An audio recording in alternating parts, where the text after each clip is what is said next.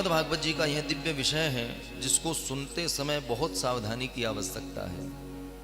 किसी भी प्रकार का संदेह हमारे हृदय में नहीं रहना चाहिए, क्योंकि भगवान जो हैं सर्वसमर्थ हैं, योगेश्वर षडेश्वर श्री कृष्ण कहे गए हैं। उनके विषय में शंका यदि आप हम सब करते हैं तो वो केवल और केवल हमारी अज्ञानता का परिचय है।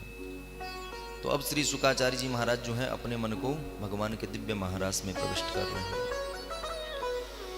भगवान पिता रात्रि शरदोत्फुल्लमल्लिका वीक्षरन्तुं मनश्चक्रे योगमायामुपाश्रिता वीक्षरन्तुं मनश्चक्रे योगमायामुपाश्रिता। महाराज के प्रथम श्लोक में भगवान शब्द से जो है संबोधन किया गया। भगवान कौन है?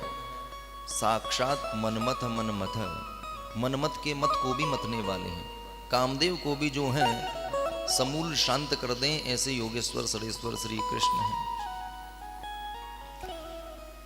भगवान जो हैं उनको अमना कहा जाता है। निर्गुण निराकार जो परब्रह्म परमात्मा है उसके पास मन नहीं होता, किंतु जब सगुण साकार होकर के आता है तो देह भी होता है, स्वरूप भी होता है, मन भी होता है। किंतु फिर भी कह रहे हैं कि भगवान अमना है, तो ये बात कैसे समझे? निर्गुण निराकार के पास यदि मन नहीं है वो तो समझ में आता है, पर भगवान रामकृष्ण के पास में यदि मन नहीं है तो ये समझने वाली बात है। तो महापुरुष कहते हैं कि भगवान जो हैं जब सगुण साकार होकर के आते हैं तब मन तो उनके पास होता है, पर वो मन जो है वो चोरी हो जाता है। किसी व्यक्ति के पास वस्तु तो हो पर वो चोरी हो जाए तो उसका अधिकार उस पर नहीं रहेगा। तो भगवान का मन किसने चोरी कर लिया? तो राधा गृहीत मनसा अमनश्च तुभ्यं दत्तं मया निज मनस तदिदं गृहाण। एक बार एक भक्त ठाकुर जी से कहता है, प्रभु मैं आपको कोई ऐसी वस्तु देना चाहता हूं जो आपके पास उपलब्ध ना हो। भगवान बोले, रे हम तो जगन्नाथ हैं, सारा संसार ही हमने बनाया है, तो ऐसी कौन सी वस्तु है जो हमारे पास ना हो? भक्त बोला, सरकार मैं वही आकलन कर रहा हूं कि आपके पास कौन सी चीज की कमी है। तो बोले, कहां तक पहुंची आपकी आकलन करने की क्षमता? तो भक्त कहता है, रत्नाकरस्तव गृहं गृहिणी च पद्मा किं देयमस्तु भवतो जगदीश्वराय।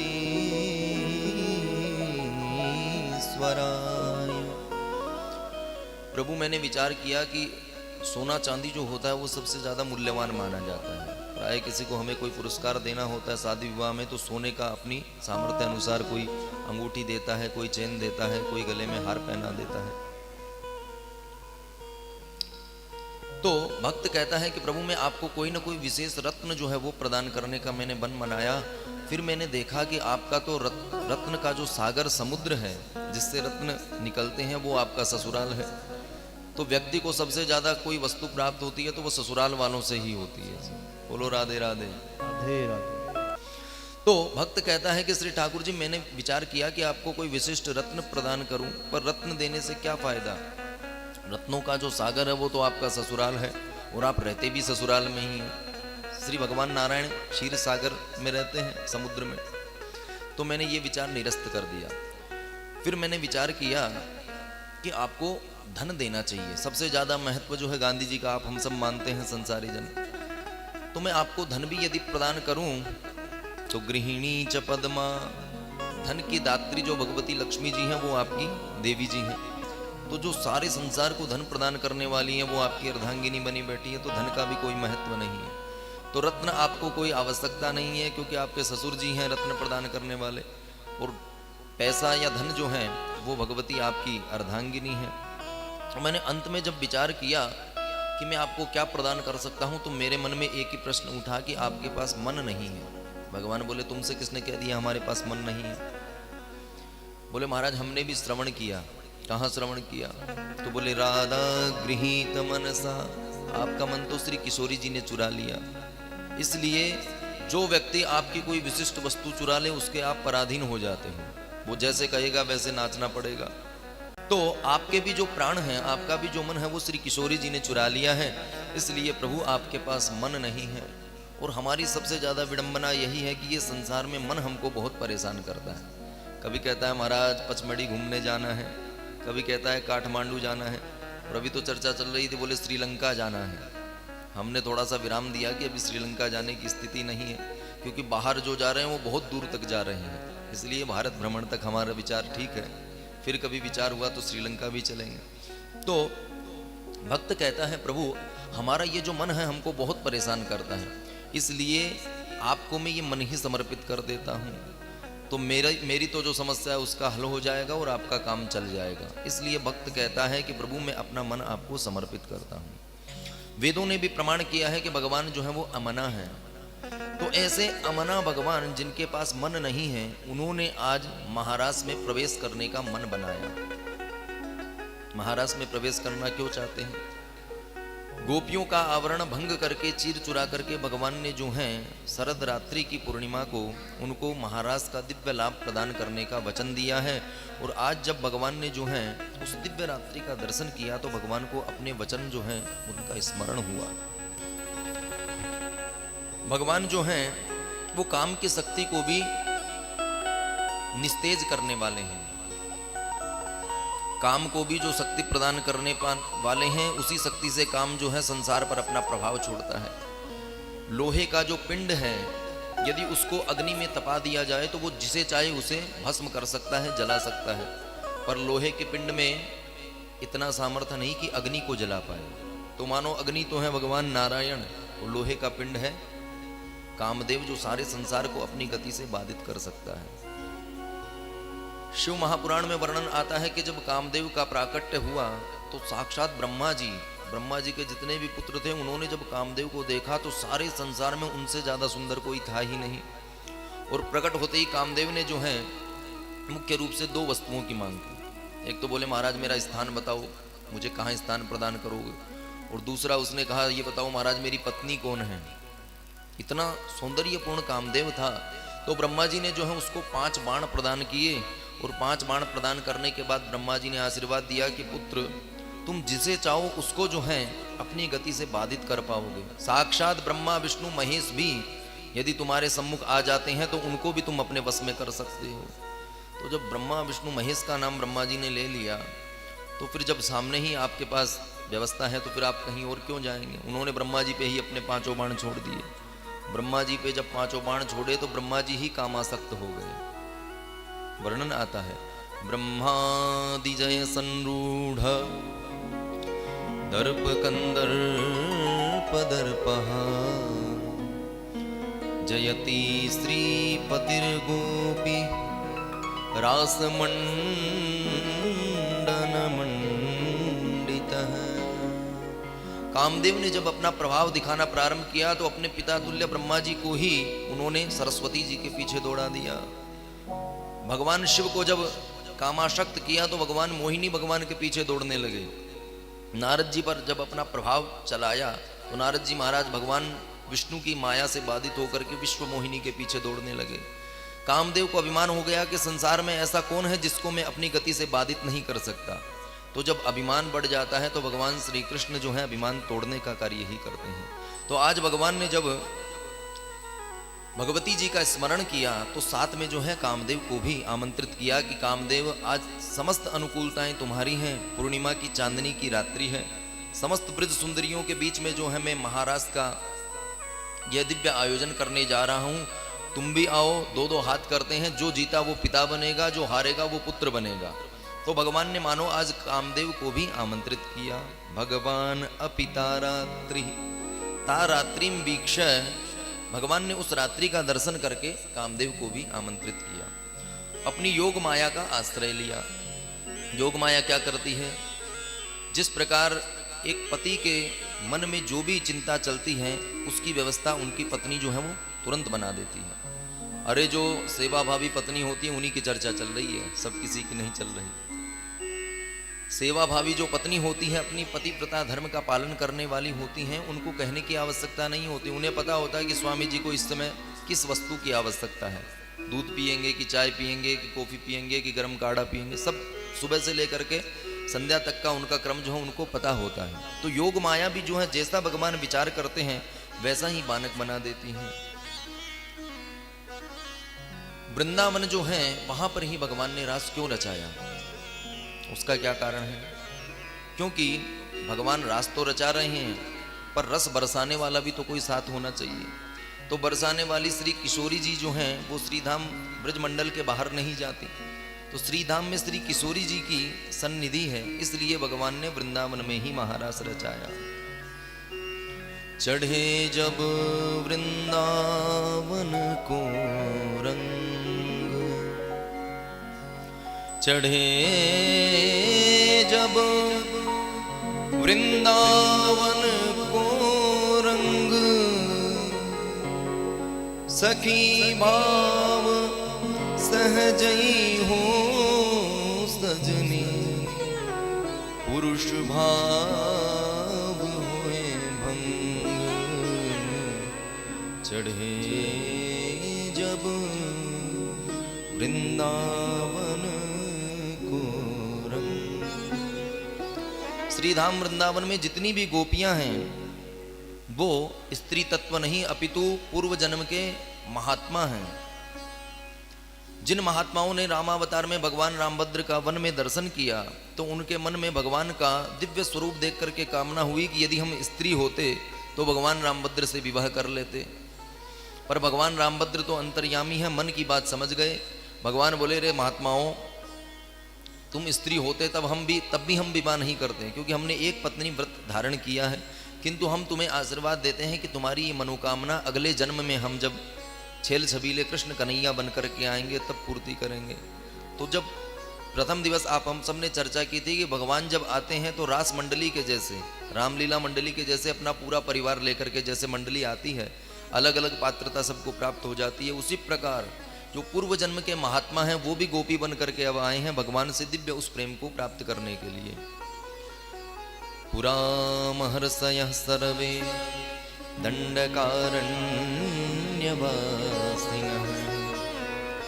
ते सर्वे स्त्रीत्वमापन्नः, भोक्तुम् इच्छन् सविग्रहे।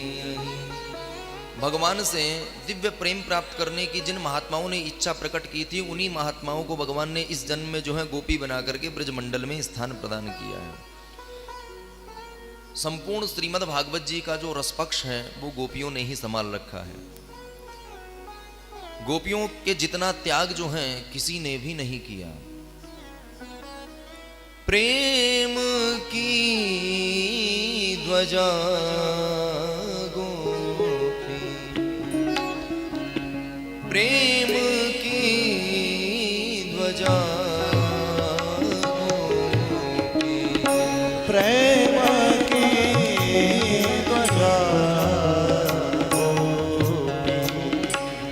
प्रेम की ध्वजा गोपी, प्रेम की ध्वजा गोपी, जिन गोपाल कियो बस अपने, जिन गोपाल कियो बस अपने, जिन गोपाल कियो बस अपने, जिन गोपाल कियो बस अपने, उर्धरि श्याम भुजा गोपी, उर्धरि श्याम भुजा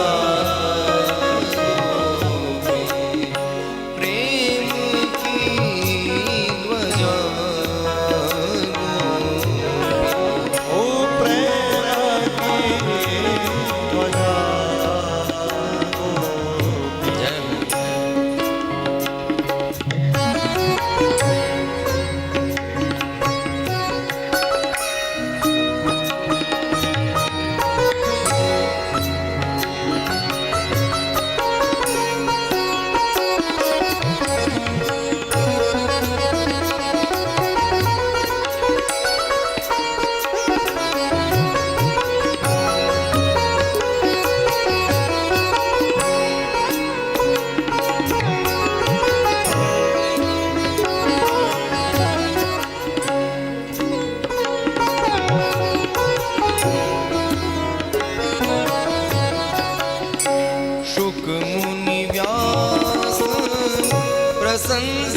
कीनी।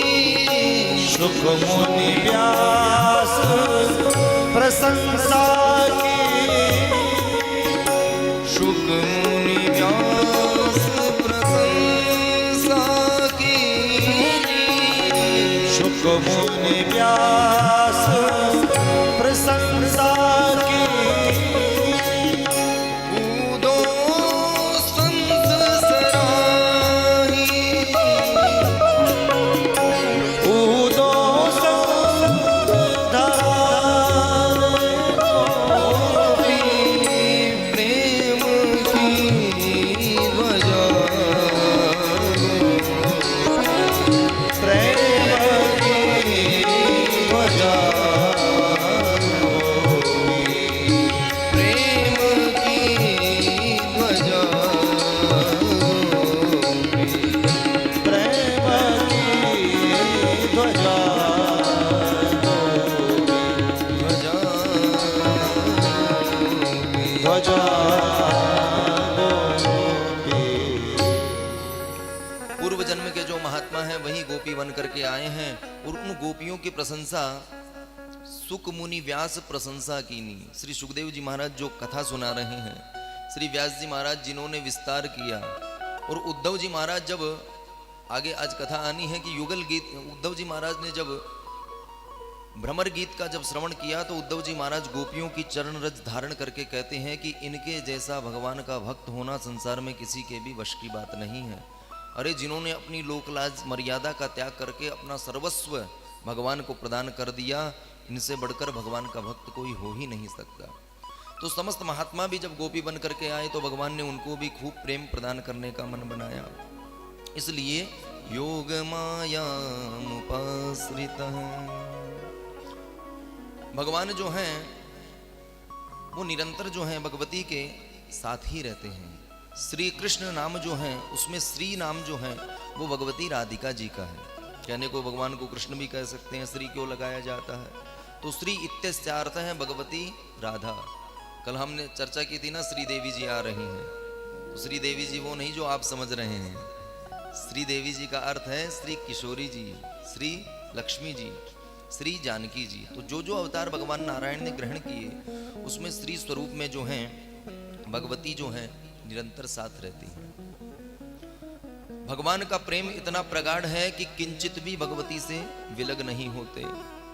अलग अलग भले ही दिखाई देते हैं पर निरंतर जो है मिले रहते हैं। तव मुख चंद्र चकोरे मोरे नैना, हर बरात निस दिन मिलिवे को, मिले रहत मनो कबहू मिले ना। चकोर जो होता है वो चकोरी के बिना नहीं रहता, निरंतर दोनों का सायुज्य बना रहता है। उसी प्रकार भगवान जो हैं तब मुख चंद्र, चकोर जो है चंद्रमा का दर्शन करता रहता है। तो मानो चकोर और चकोरी बने हुए दोनों आपस में एक दूसरे का दर्शन करते रहते हैं। तो किसी ने पूछा क्या कभी मिले नहीं है, पहली बार मिले हैं? बोले नहीं नहीं, मिले ही रहते, निरंतर मिले रहते हैं। फिर भी जो है प्रतिक्षण वर्धमानम प्रीति है। आप हम सबका जब विवाह होता है तो महीने 2 महीने तक तो बहुत प्रेम उमड़ता है। फिर धीरे धीरे ऐसी स्थिति आती है कि कहीं फोन आ जाए तो आदमी सोचता है अभी उठाऊं कि नहीं उठाऊं, क्या बहाना लगाऊं। तो हमारा प्रेम जो होता है वो कुछ ही समय का होता है, पर भगवान और भगवती का जो प्रेम है, श्री किशोरी जी और भगवान श्री कृष्ण का जो प्रेम है वो निरंतर बढ़ने वाला है, प्रतिक्षण वर्धमानम। और ये प्रेम की जो बातें हैं वो प्रेमी बनकर के ही समझी जा सकती हैं। तर्क वितर्क करने वाले ये विषय नहीं समझ सकते, क्योंकि ये रस की बातें हैं।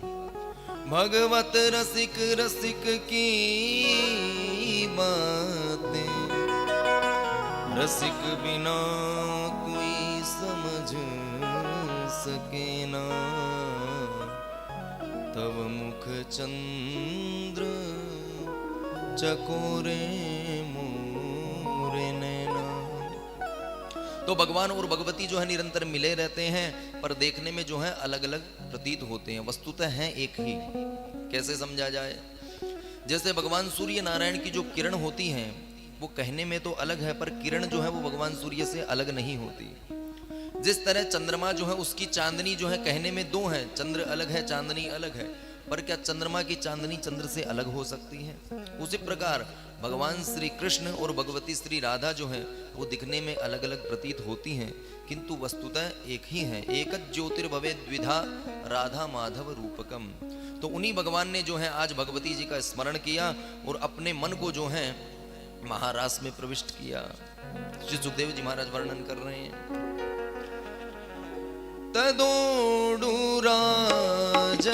ककुभकरैर् मुखम् तणोदुराजा ककुभकरैर्मुखम् तदोडुराज ककुभकरैर्मुखम् तदोडुराजा ककुभकरैर्मुखम् प्राच्याविलिम्बन्नरुणेन शन्तमयि प्राच्याविलिम्बन्नरुणेन शन्तमयि सचर्षिणीनामुदगाच्युचो मृजन् सचर्षिणीनामुदगाच्युचो व्रजन्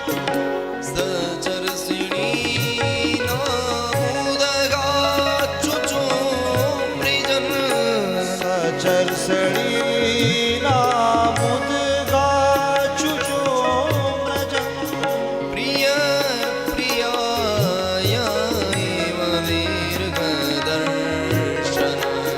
प्रिया प्रियाया एव दीर्घदर्शनः दृष्ट्वा कुमुद्वन्द्वमखण्डमण्डनम्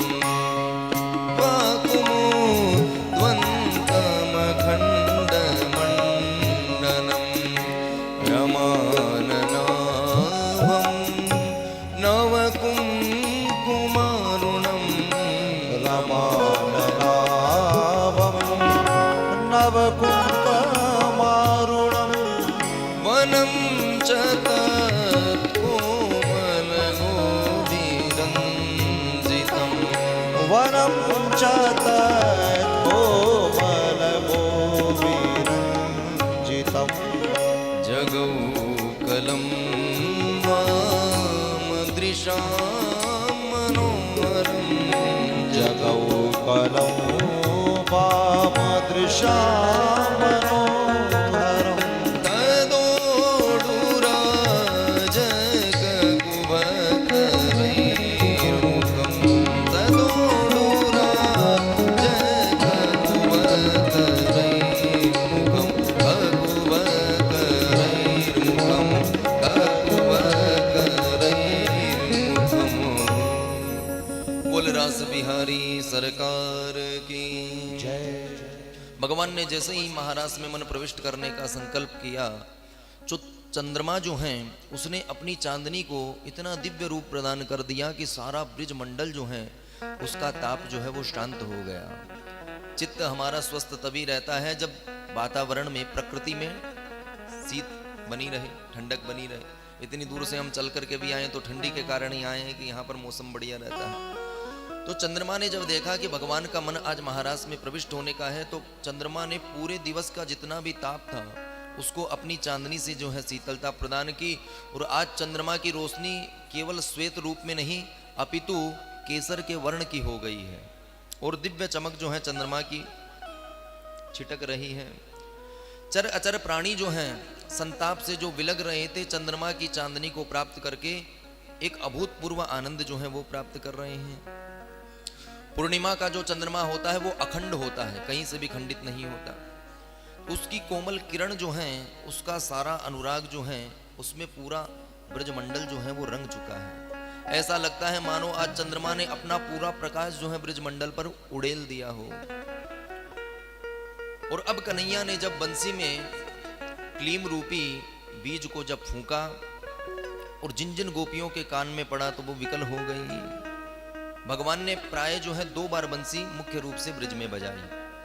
एक तो शरद ऋतु पूर्व में जब आई तब सर्वभूत मनोहरम, तो पहली बार जब बंसी बजाई तब तो सभी किसी को सुनाई दी, गौ माता हो, ब्रज के ग्वाल हो, सभी किसी को सुनाई दी। किंतु आज जो भगवान ने बजाई तो वाम दृशाम मनोहरम, केवल वाम दृशाम मनोहरम, केवल ब्रज की जो गोपियां हैं, जो महात्मा जन्म जन्मांतर से भगवान का वह अनुराग प्राप्त करना चाहते हैं, केवल उन्हीं को सुनाई दी। जैसे ही उनको सुनाई दी तो जिस गोपी के कड़ी कान में बंसी की धुन पड़ी, वही अपना सब समस्त भान छोड़ करके भगवान की ओर उठ आई। बाज रही मुरली मोहन की, बाज रही मुरली मोहन की, बाज रही मुरली मोहन की, बाज रही मुरली मोहन की, बाज रही मुरली मोहन की, बाज रही मुरली मोहन की, बाज रही मुरली मोहन की, बाज रही मुरली मोहन की, बाज रही मुरली मोहन की। बाज रही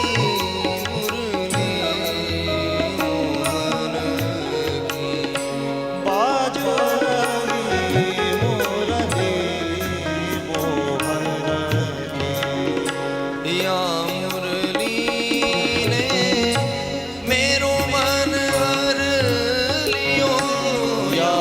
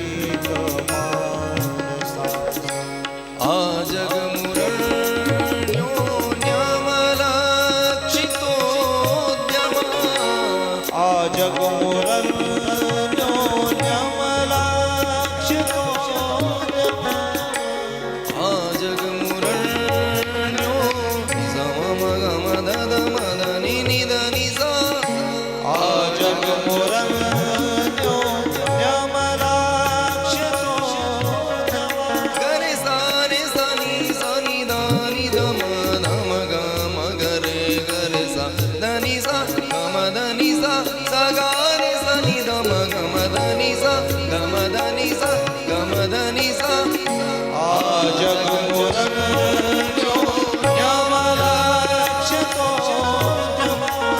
સયત્ર કાંતો જમલોલ કુંડલો સયનકાંતો જવલોલ કુંડલા. નિસમ્ય ગીતમ તદનંગવર્ધનમ નિશંસગીતો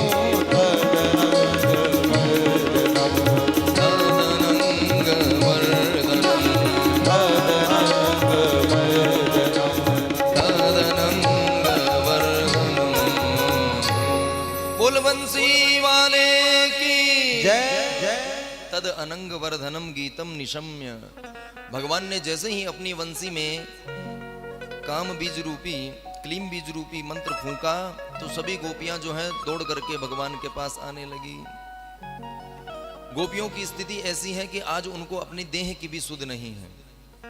प्राय संसारी जीव जो होता है उसका कितना भी नुकसान हो जाए पर शरीर का यदि नुकसान होने लगता है तो उसको चिंता होने लगती है। अरे इस देह पे हम हजारों रुपए लगा करके कभी काले से गोरे हो रहे हैं, कभी हमारा जो है मेकअप बदल रहे हैं, कितना खर्चा हम इस देह पर करते हैं। देवार्चन में भले ही हमको 10-15 मिनट लगते हो पर देहार्चन में हम घंटों घंटों तक किसी को तैयार करते रहते हैं, कहीं कोई फोड़ा फुंसी तो नहीं हो गई, इस बार कौन सी क्रीम बदलनी है। तो महीनों महीनों में हम हजारों रुपए जो है अपने देह पर फूंक देते हैं। किंतु आज गोपियां जो है इतनी विकल हुई कि उनको अपने देह की भी सुधि नहीं है। आज महाराष्ट्र में प्रवेश हेतु गोपियों ने अपने देह की सुध को भी भुला दिया है। श्री हरिदास जी महाराज जो हैं जिन्होंने अपनी तपस्या के बल पर श्री बांके बिहारी जी को मूर्त रूप में प्रकट किया, उन्होंने महाराष्ट्र में प्रवेश होने के लिए 7 सीढ़ियों का सोपान बताया है। जब हम कहीं भी जाते हैं तो मार्ग होता है ना, इतने किलोमीटर आपको जाना है तब वहां पहुंच जाओगे। तो 7 सीढ़ियों पर जब व्यक्ति चढ़ जाता है, 7 जो नियम बताए हैं उनका पालन कर लेता है, तब उसे महाराज का वह दिव्य रास जो है भगवान का प्राप्त होता है। कौन कौन से बताए हैं तो कह रहे हैं, प्रथम सुने भागवत भक्त मुख भगवद वाणी, द्वितीय आराधे भक्ति व्यास नव भांति बखान, तृतीय करे गुरु समुझ दक्ष सर्वज्ञ रसीलो, चौथे हो ये विरक्त बसे वनराज जसीलो, पांचे भूले देह सुधी, छठे भावना रास की, और साते पावे रीति रस श्री स्वामी हरिदास की। पहला नियम क्या बताया, प्रथम सुने भागवत। सबसे पहले तो भगवान की भागवत कथा को श्रवण करना प्रारंभ कर दे। भागवत जी सुनते सुनते जब मन में जो है भगवान की दिव्य झांकी का दर्शन होने लगे, तब आपका प्रेम जो है भगवान के प्रति पुष्ट होगा। किससे सुने, भक्त मुख भगवद वाणी। भगवान का जो कोई भक्त हो उसी के माध्यम से, उसी के श्रीमुख से भगवान की यह दिव्य कथा सुननी चाहिए, क्योंकि ये भगवद वाणी है, साक्षात भगवान के द्वारा ही कही हुई है। भगवान नारायण ने ही ब्रह्मा जी को प्रदान किया, ब्रह्मा जी ने जो है नारद जी को प्रदान किया, नारद जी ने वेदव्यास जी महाराज को दिया, वेदव्यास जी ने विस्तार करके सुखदेव जी को पिलाया, और सुख परिचित संवाद के माध्यम से आप हम सबको सुलभ हुआ। तो ये भगवान नारायण की वाणी है, जिसका विस्तार होते होते 18,000 श्लोकों में ये परिणित हो चुकी है। तो भगवान की वाणी है, इसलिए भगवान का कोई भक्त हो उसी के मुख से ये कथा सुननी चाहिए। और द्वितीय चरण में क्या बताया, द्वितीय आराधे भक्ति। वेदव्यास जी महाराज ने जो नवदा भक्ति का वर्णन किया है, श्रवणम कीर्तनम विष्णु स्मरणम पाद सेवनम अर्चनम वंदनम दास्यम सख्यमात्म निवेदनम ये नवदा भक्ति जो बताई है, भगवान के अर्चन के पूजन के जो प्रकार बताए हैं, उनसे परिपूर्ण जब जीव हो जाता है तो दूसरे चरण को पार कर लेता है। और तृतीय करे गुरु समुझ दक्ष सर्वज्ञ रसीलो। तीसरे चरण में जब पहुंचे तो किन्हीं सदगुरु जो है उनका आश्रय ग्रहण करें। मनमुखी ढंग से नहीं कि हम महाराज सिद्ध हो गए, स्वयं से शास्त्रों का अध्ययन कर लेंगे, अर्थ लगा लेंगे। कोई दक्ष सर्वज्ञ रसमय वाणी जिनकी हो, भागवत जी के विषय में जो परिपूर्ण रूप से भागवत जी का मर्म बता पाए, ऐसे सदगुरुदेव सरकार का आश्रय लेना चाहिए। तब जाकर के तीसरे चरण में जीव पहुंच जाता है। और चौथे चरण में जब पहुंचता है तो विरक्त होकर के वन में वास करे।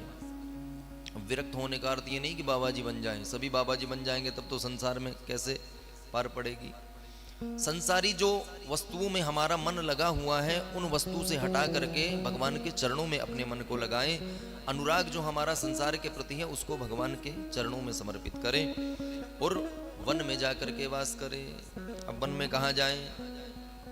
वन तो प्राय बचे ही नहीं है, सब जगह बिल्डिंग बनने लगी। तो वैसे तो वन का सार्थक अर्थ यही है कि श्रीधाम वृंदावन में जाएं, काम वन में जाएं, निधि वन में जाएं, भगवान के जहाँ जहाँ धाम है वहाँ जाएं। किंतु यदि अपने घर में भी अपनी इंद्रियों का निग्रह करके भगवान का निरंतर स्मरण करके यदि कोई भजन पूजन करता है तो वो भी वन के ही तुल्य माना जाता है। और पांचे भूले देह सुधी, छठे भावना रास की। पांचवें चरण में जब पहुंचे तो अपने देह की भी सुधी नहीं रहे। तो गोपियां जो हैं आज पांचवें चरण में पहुंच चुकी हैं, उनको अपने देह की भी सुधी नहीं है। पांचवें चरण में जब जीव पहुंच जाता है तब छठवें चरण में जाकर के उसके मन में भगवान के उस दिव्य रास का दर्शन करने की इच्छा होती है। और सातवें चरण में जब इन समस्त सीढ़ियों को पार कर लेता है तब उसे भगवान का वह दिव्य महारास जो है उसका दर्शन होता है। तो गोपियां जो है आज भगवान के प्रेम में इतनी पगी हुई हैं कि उनको अपने देह का भी भान नहीं है। श्री सुखदेव जी महाराज वर्णन कर रहे हैं। एक गोपी ने जब कान में भगवान की वंशी का श्रवण किया तो दूध दो रही थी, गैया का दूध निकाल रही थी और वहीं पर जो है दोहनी पटक करके भगवान की तरफ दौड़ लगा रही हैं। गोपियां जो है ग्रामीण अंचल के परिवेश में रहने वाली हैं, तो ग्रामीण जो माताएं होती हैं गो सेवा में, दुग्ध दोहने में उनका पूर्ण रूप से ध्यान एकाग्र होता है। किंतु आज भगवान की वंशी को श्रवण किया तो दूध दोहनी पटक करके और भगवान की ओर दौड़ लगा रही हैं। एक गोपी जो है वो हलवा बना रही थी। माताओं का जो ज्यादा चित्त रहता है वो खाने पीने की वस्तुएं बनाने में ही रहता है। तो हलवा बनाते बनाते जो है करछली जो है उसको हाथ में लेकर के भगवान की तरफ दौड़ रही है। कढ़ाई पर हलवा जलता हुआ छोड़ करके भाग आई। एक गोपी जो है कान में जो है नाक की नथ पहन करके दौड़ रही है। उसे ये भी मान नहीं कि नथ कहाँ पहना जाता है। एक गोपी जो है व्यत्यस्त वस्त्राभरणा, नीचे के वस्त्र ऊपर पहन लिए, ऊपर के नीचे पहन लिए, कपड़े पहनने का ही भान नहीं है। एक गोपी जो है अंगराग लगा रही थी तो आधा अंगराग लगा लिया है, आधा बिना मेकअप किए ही दौड़ लगा रही है।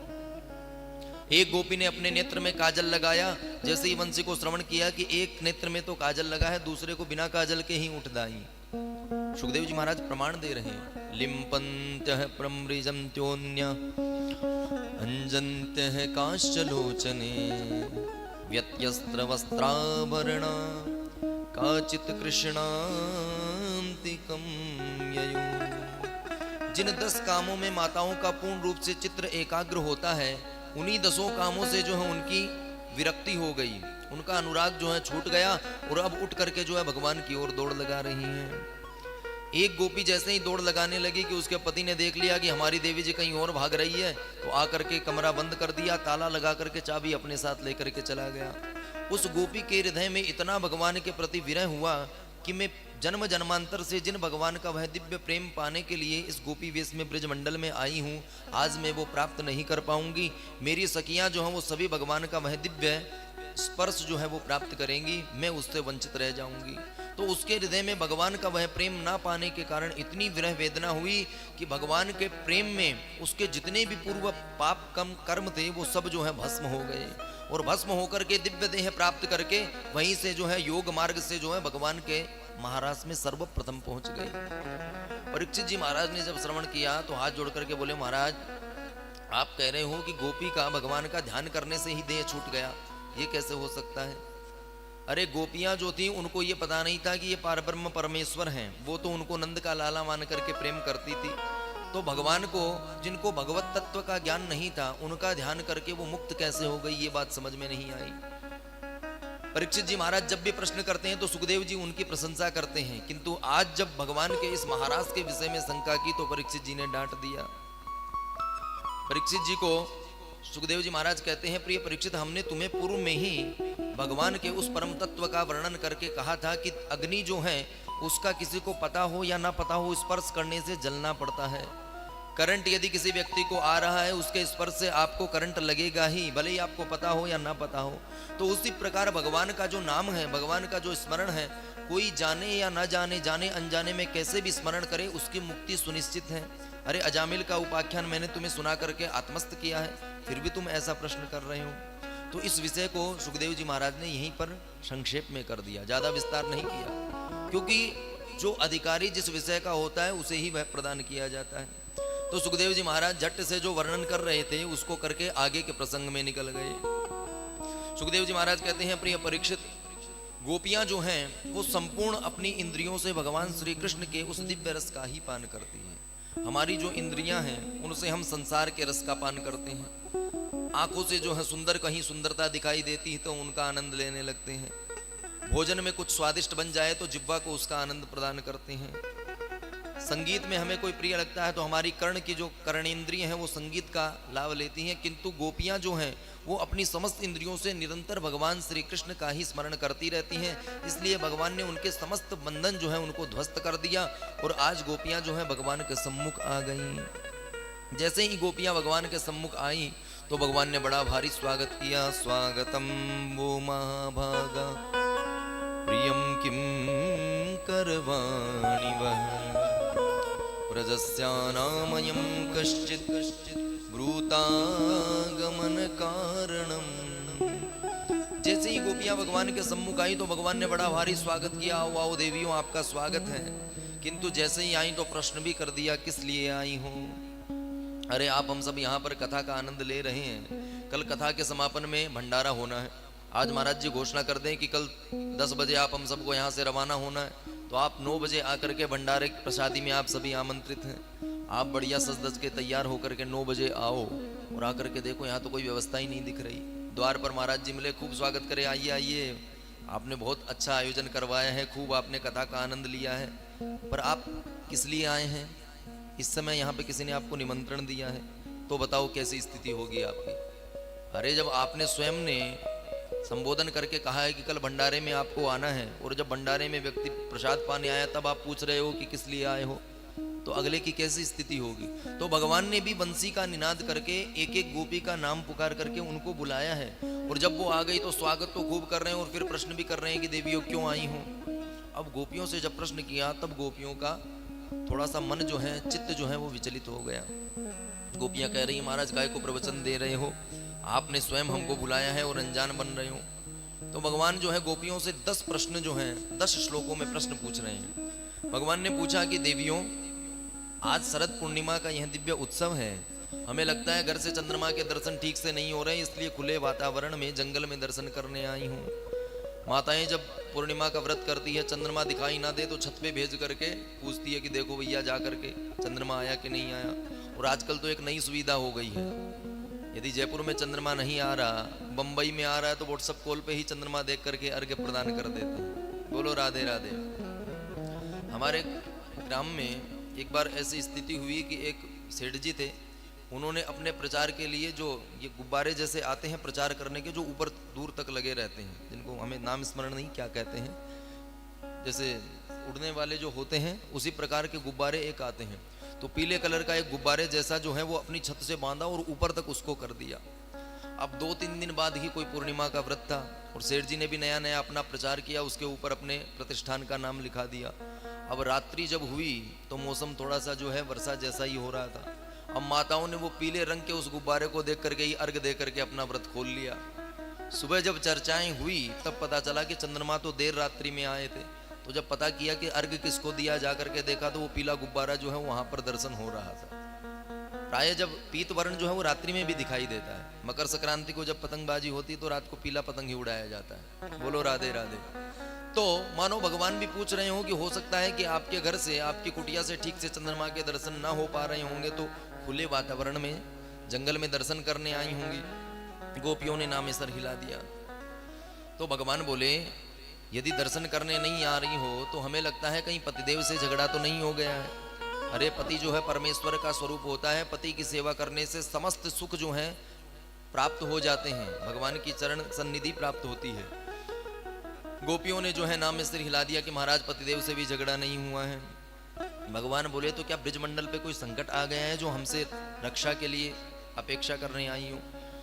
गोपियों ने नाम सिर हिलाया, महाराज कोई संकट नहीं आया है, ब्रिज में सब स्वस्थ हैं। तो भगवान बोले देवी जी चंद्रमा देखने आई नहीं हो, पतिदेव से झगड़ा हुआ नहीं है और ब्रिज पर कोई संकट आया नहीं है, तो क्या हमारा दर्शन करने आई हो? अब भगवान ने जब कहा तो गोपियां कुछ नहीं बोली। भगवान बोले देखो जंगल वाली बात है, जंगल में ज्यादा देर रहोगी तो कोई शेर भालू तुम्हारा नाश्ता कर जाएगा, और हमारा दर्शन यदि करने आई हो तो तुम्हारी लोकलाज मर्यादा के विरुद्ध है ये। अरे अपने स्वामी को छोड़ करके किसी और की तरफ देखोगे तो विवाद हो सकता है। देवता भी यदि किसी के साथ में हंस करके फोटो खिंचवा ले और फोटो देवी जी के हाथ लग जाए तो फिर देखो घर में क्या स्थिति होती है। बड़े मुस्कुरा करके फोटो खिंचवा रहे थे, आज तक हमारे साथ ऐसी नहीं खिंचवाई। बोलो राधे राधे। तो गोपियों से भगवान कहते हैं कि जब कोई संकट आया नहीं है तो तुम क्यों आई हो? गोपियों ने विचार किया कि भाई ये तो हमारी खूब परीक्षा ले रहे हैं, पहले अब नाम पुकार करके हमको बुलाया है और अब जो उल्टी सीधी बातें कर रहे हैं। भगवान इतना घुमा क्यों रहे हैं? भगवान नंद नंदन जो हैं उनको गोपियां जो हैं अटखेलियां उनसे बचपन से ही करती आई हैं। चोर हैं। एक बार एक गोपियां जो हैं आपस में चर्चा कर रही थी। गोपियां चर्चा कर रही थी कि अरे बहन ये नंद का लाला जो है ये बड़ा जो है मजाकिया है, हम जब पानी भरने जाती तो हमको छेड़ देता है। तो जब 4-5 गोपियां मिलकर के चर्चा कर रही थी तो एक गोपी थी वो भी सुन रही थी। उसने विचार किया कि भाई हमने तो इतनी बार जो है हम पानी लेने जाती हैं, नंद भवन के आगे से जाती हैं, आज तक हमारे साथ तो इसने कोई हरकत नहीं की, ऐसा कैसे हो सकता है? तो उसने विचार किया कि हो सकता है कि हम बिना सजे धजे जाती हैं, तो इस बार हम सज करके जाएंगी तो हो सकता है हमसे भी ऐसी अटकेलियां करें। तो आज एक गोपी जो है जिसको आज तक श्री कन्हैया का वह दिव्य आनंद प्राप्त नहीं हुआ, उसने नक्सिक पर्यंत जो है बड़ा दिव्य सुंदर अपना श्रृंगार किया और श्रृंगार करके दही की मटकी सर पर धर करके नंद महल के बाहर आ गई। नंद महल के बाहर जब आई तो बाहर आकर के जो है आवाज लगाने लगी। आवाज तो लगानी थी दही ले लो माखन ले लो, पर भगवान के प्रेम में ऐसी बावरी भई कि आवाज लगा रही है कृष्णा ले लो, कन्हैया ले लो, नंद नंदन ले लो। भगवान ने भीतर से जब आवाज सुनी तो भगवान समझ गए हो न हो कोई हमारे प्रेम में पागल है। तो भगवान जो है झट से दौड़ते दौड़ते आ गए। आकर के भगवान ने जब देखा तो पीछे से गोपी का जैसे ही पल्लू पकड़ा और गोपी ने मुड़ करके भगवान का जब वह दिव्य दर्शन किया तो गोपी के रहे सहे होश भी उड़ गए। भगवान की जो माधुर्य लावण्य से युक्त छवि गोपी ने देखी तो अपना सर्वस्व भान भूल गई और भगवान के प्रेम में जो है गाने लगी। देखी छवि आज श्याम सुंदर की, देखी छवि आज श्याम सुंदर छवि आज श्याम सुंदर की, देखी छवि आज श्याम सुंदर की, हो गई पूर्ण आस मन की, हो गई पूर्ण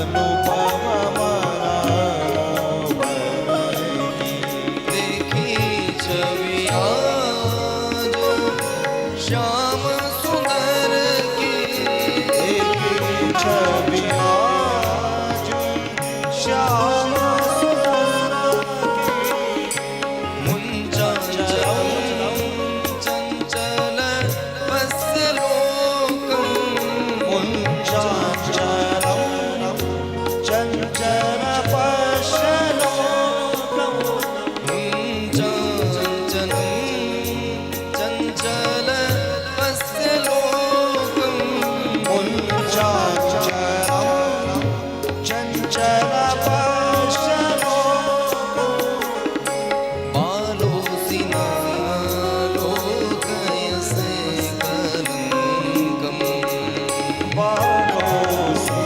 नालोकयसे ओ बालोसिना लोकयसे कलंकम बालोऽसि नालोकयसे कलङ्कम् गोपी कह रही है कन्हैया, गोपी कह रही है कन्हैया, तुमने मेरा दुपट्टा जो पकड़ा है उसको छोड़ दे भैया। कन्हैया बोले जब बार बार हमारा नाम उच्चारण करके हमको बुला रही हो और हमारा दर्शन करने जब आई हो तो खुद ही तो हमसे प्रेम की याचना कर रही हो। भगवान ने जब पीछे से दुपट्टा पकड़ा, गोपी ने जब एक नजर भर के कन्हैया को देखा तो अपना सारा देह भान भूल गई। भगवान का वह दिव्य दर्शन पहली बार गोपी ने इतनी निकटता से किया।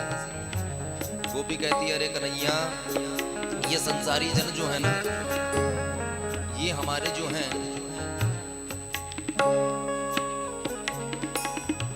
संसारी जन जो हैं हमारी जो हैं उल्टी सीधी बातें करने लगेंगे। तुम तो बालक हो, तुम्हारा तो कुछ नहीं बिगड़ेगा, पर मेरी तो बदनामी हो जाएगी कन्हैया। तो गोपी कन्हैया से कह रही है कि कन्हैया तू मेरा दुपट्टा छोड़ दे। जब बार बार गोपी ने कन्हैया से कहा तो कन्हैया ने गोपी का दुपट्टा छोड़ दिया। जैसे ही कन्हैया ने गोपी का दुपट्टा छोड़ा तो जाते हुए मुस्कुराते हुए कन्हैया से कहती अरे कन्हैया, तू केवल गैया चराने को ही पंडित है, तू हमारे हृदय के भाव को नहीं जानता। भाव तो ये था कि भगवान का दर्शन करने ही आई थी, तो कन्हैया जितना ज्यादा छेड़ेंगे उतना ही उसके चित्त को जो है अभूतपूर्व आनंद प्राप्त होगा। पर भगवान जब चुनरी खींचने लगे, छेड़ने लगे तो गोपी कह रही है छोड़ दे। तो गोपी कह रही है गोपाल गोपालन पंडितोसी गोपाल गोपालन पंडितोऽस्मि गोपाल गोपालन पंडितोसी गोपाल गोपालन पंडितोऽस्मि भावं न जानासि विलासिनीनां भावं न जानासि विलासिनीनां मुञ्चाञ्चलं चञ्चलपस्तलोकम् मुञ्चाचलं चञ्चलपश्यलोकम् मुञ्चाञ्चलं वस्य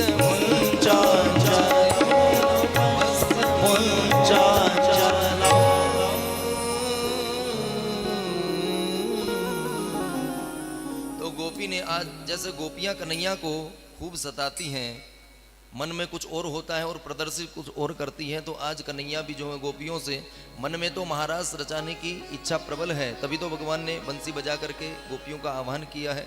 पर जब गोपियां आ गई तो भगवान पूछ रहे हैं कि बताओ देवियों क्यों आई हूँ। अब गोपियों ने मन में जो है सभी ने एक दूसरे से संकेत में चर्चा की कि इन्होंने हमको बुलाया है और ये हमसे 10 प्रश्नों में इन्होंने प्रश्न किए हैं, तो हम भी इनको जो हैं 11 श्लोकों में जो है उत्तर प्रदान करेंगे। अरे आपने हमें अपना प्रेम प्रदान करने के लिए बुलाया है और अब जो है आप हमसे टेढ़ी मेढ़ी चर्चा कर रहे हो। तो गोपियों ने जो है 11 श्लोकों में भगवान का बड़ा ही दिव्य जो है प्रणय गीत का गायन किया और भगवान से प्रणय की याचना भी की। गोपियां जो है भगवान को उनके 10 प्रश्नों के उत्तर दे रही हैं। मैवं विभोरति भवान् कदितुं नृशंसं संत्यज्य सर्वविषयान् तव पादमूलम्। मैवं विभोरति भवान् कदितुं नृशंसं संत्यज्य सर्वविषयास्तव पादमूलम्। भक्ताभजस्व दुरवान् ग्रहमात्यजास्मान् देवो यथादिपुरुषो भजते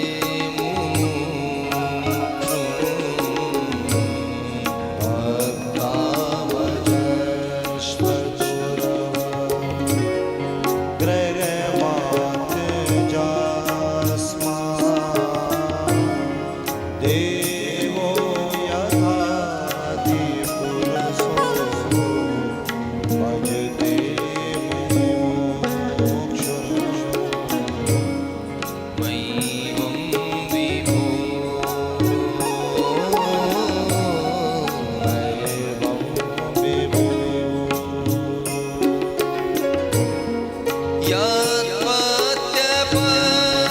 यत्पत्यपत्यसुहृदा मनुवृत्तिरङ्गः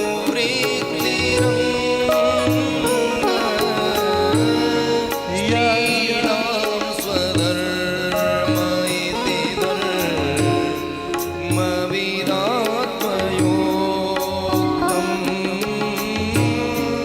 यत्पत्यपत्यसुहृदा मनुवृत्तिरङ्गः स्त्रीणां स्वधर्मविदात्मयोक्तम्।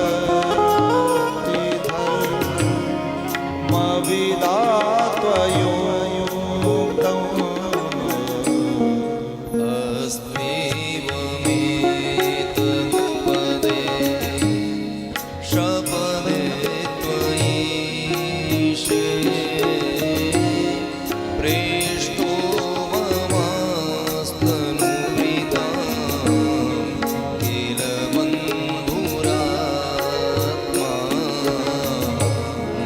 अस्तेवमेतदुपदे शपदे त्वयीशे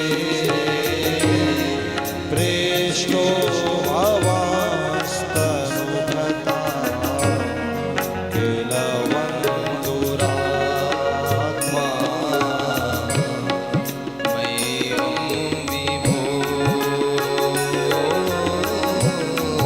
मैवं विभो मैवं विभो।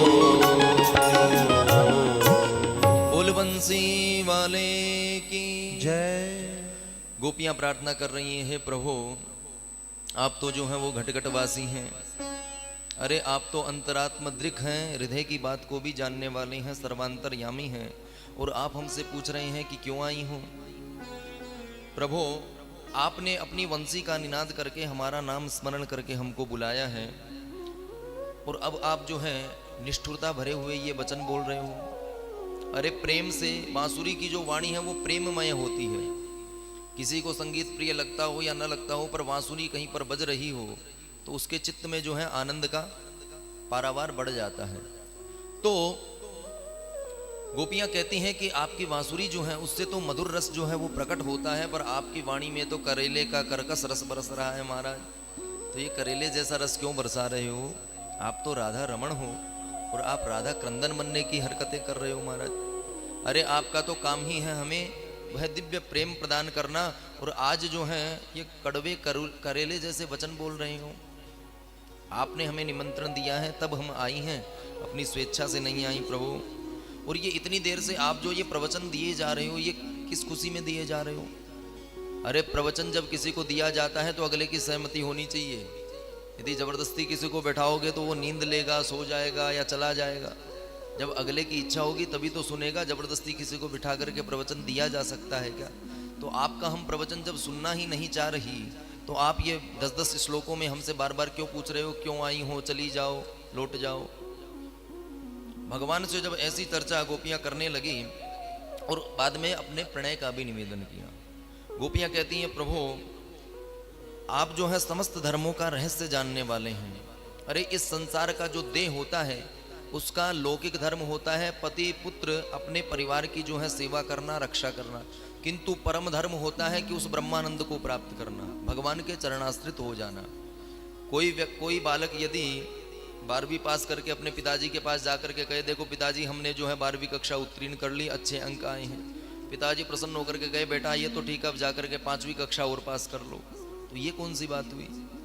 अरे ये तो पतन हो गया।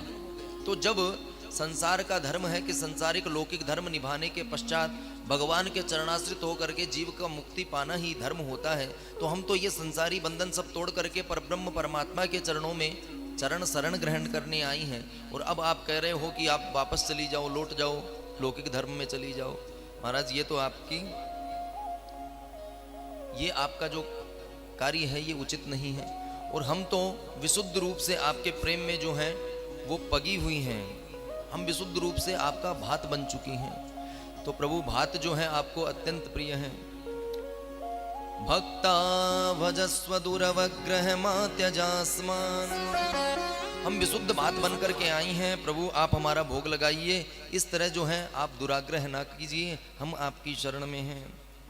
श्रुति भगवती कहती है, प्रभु अहम अन्नम भवान भोक्ता, हम आपका भोजन हैं, आप हमको पाने वाले हैं। और अब जब आपके सम्मुख जो है भोजन की थाली बन करके आ गई, तब आप कह रहे हो भूख नहीं है। ये तो आपका व्यवहार गलत है प्रभु। भगवान बोले, गोपियों ये संसार जो है, इस संसार के बंधन में रहना प्रत्येक नारी का धर्म होता है।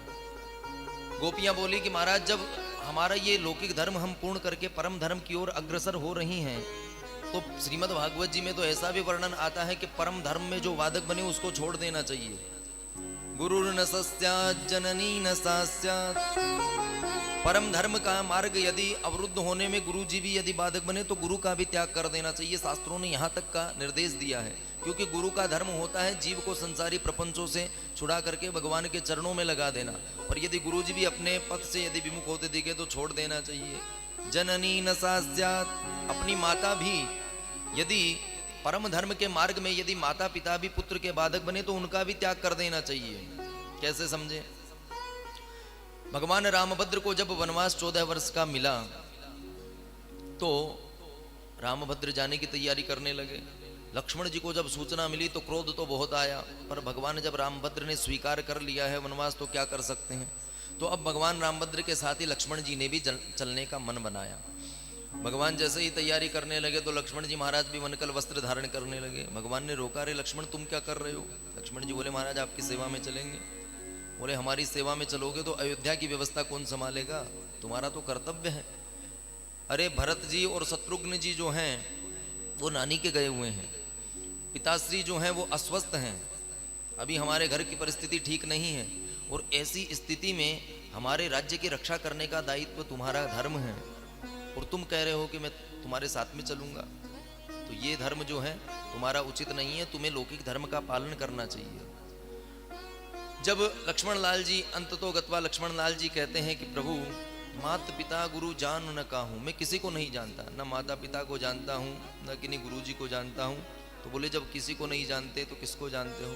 तो भगवान लक्ष्मण जी कह रहे हैं, मोरे सब ही एक तुम स्वामी, मोरे सब ही एक तुम स्वामी, मोरे सब ही एक तुम स्वामी, मोरे सब ही एक तुम स्वामी।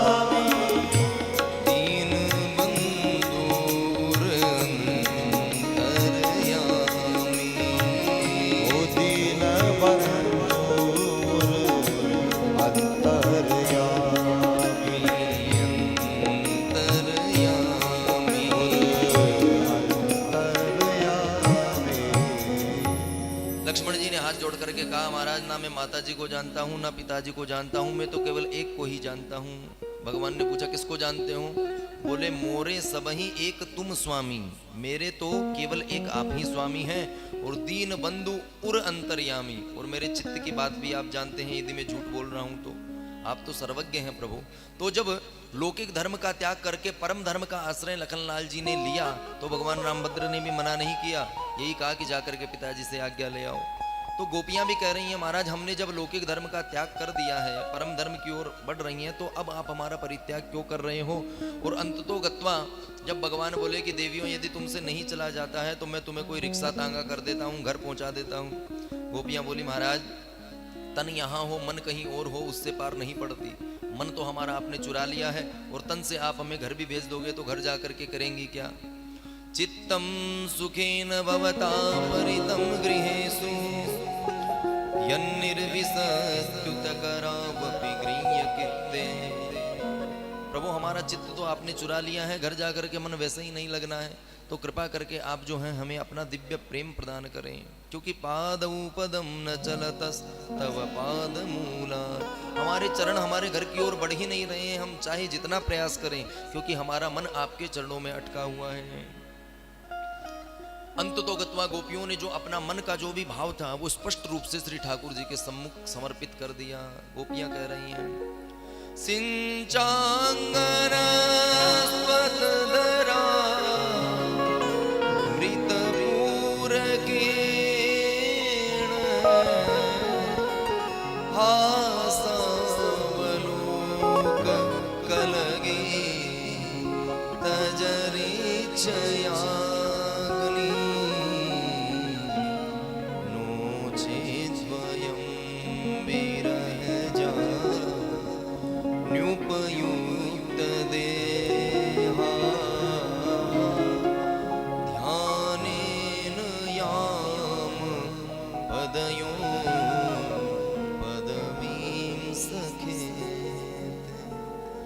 गोपियां कहती हैं प्रभु आप हमें अपने अधरामृत का पान कराओ।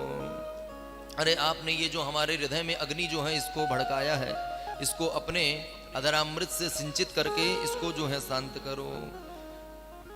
भगवान से जब अपना सर्वस्व जो है मंतव्य गोपियों ने प्रदान कर दिया, तब भगवान जो हैं गोपियां कहती हैं प्रभु हमें आप जो है अपना अधरामृत प्रदान करो।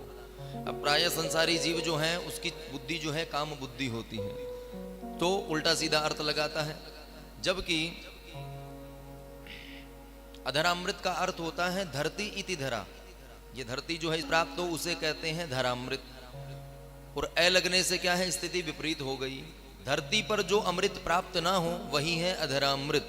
तो श्री डोंगरे जी महाराज अर्थ करते हुए कहते हैं भगवान ने वह दिव्य जो है भगवान के वैकुंठ का, भगवान के गोकुल धाम का, भगवान के गोलोक का वह दिव्य रस जो है वो गोपियों ने आज भगवान से याचना की। भगवान ने भी पूर्ण रूप से परीक्षण करके देख लिया कि इनके चित्त में हमारे अतिरिक्त किसी भी संसार की भौतिक सुखों की कामना शेष नहीं है। तो अब भगवान ने जो है अपनी भुजाएं फैला करके गोपियों को जो है दिव्य प्रेम प्रदान करने का मन बनाया। बाहु प्रसार परिरंभ करार गोलो नीविस्तना लभन नर्मन खाग्रपातै श्वेल्यावलोक हसितै व्रज सुंदरीणा मुत्तम भयन रतिपतिं रमयांचकार। भगवान ताता थैया करके जैसे ही कन्हैया थिरक उठे, परंतु जैसे ही कन्हैया ने महाराज करने का मन बनाया तो कामदेव आ गया, क्योंकि भगवान अपिता रात्रि, उस समय भगवान ने कामदेव का आह्वान किया था। कामदेव जैसे ही आया तो कामदेव को बड़ा अभिमान था कि मेरे बल से आज तक कोई बच ही नहीं पाया है। ब्रह्मा जी को मैंने विचलित कर दिया, भगवान भोलेनाथ को मोहिनी जी के पीछे दौड़ा दिया, इस संसार में ब्रह्मा विष्णु महेश में भी वो सामर्थ्य नहीं कि मेरे बाणों से बच सके। कामदेव जो है उसको पुष्प धनबा कहा गया है। पुष्प पर जो है वशीकरण, उच्चाटन इत्यादि 5 जो है वो तीर चलाता है। तो सबसे पहले जो है इसने अपना वशीकरण जो है उसका प्रयोग किया। वशीकरण का जब प्रभाव होता है तो जीव बस में होकर के नाचने लगता है, जैसे जो आप कहोगे सोई आपकी बात मानने लगेगा। उच्चाटन जब होता है, जब चित्त विगलित होने लगता है, मन में जो है अचेतना हो जाती है कि क्या करें क्या ना करें, इस प्रकार सम्मोहन जब होता है तो उसके प्रति जीव मोहित होने लगता है, स्तंभन होता है तो वहीं पर जो है स्तंभित हो जाता है। तो इस प्रकार वशीकरण, उच्चाटन, सम्मोहन, स्तंभन, उद्दीपन आदि पांचों बाणों का प्रयोग कामदेव ने कर लिया, पर भगवान पर एक का भी प्रभाव नहीं हुआ। अंततो गत्वा भगवान ने उसको उठाया और उल्टा लटका दिया। उत ऊर्ध्वम स्तंभयन, जैसे ही भगवान ने कामदेव को उल्टा लटकाया तो कामदेव तो हाथ जोड़ करके बोला, महाराज आपसे पार मैं नहीं पा सकता, कृपा करके क्षमा करें। और भगवान को जो है अच्युत नाम दे करके कामदेव जो है चरणाश्रित हो गया। बोलो अच्युत भगवान की जय। नच्चवती स्वरूपा, जो अपने स्वरूप से बिल्कुल भी पदच्युत ना हो, ऐसे भगवान अच्युत जो है। अब अच्युत भगवान नारायण ने जो है, भगवान श्री रास बिहारी ने जो है महाराज करने का मन बनाया। जैसे ही भगवान गोपियों के संग में थिरकने लगे तो गोपियों ने विचार किया कि ये त्रिभुवनपति श्री कृष्ण जो है हमारे इशारों पर नाच रहे हैं। अरे हम जैसा चाह रही हैं वैसे नाच रहे हैं, तो हमारा भी कोई पद प्रतिष्ठा संसारियों से कम नहीं है। मोदी जी जो होते हैं उसका चपड़ासी जो है, प्रधानमंत्री के चपड़ासी में भी गर्मी होती है, बड़े बड़े को फटकार देता है। तो भगवान जब उनके सामने तिरकने लगे, कोई बड़ा व्यक्ति यदि आपके कथनानुसार चलने लगे तो आप में भी अभिमान आ जाता है कि देखो हमको पूछ करके सब काम करते हैं।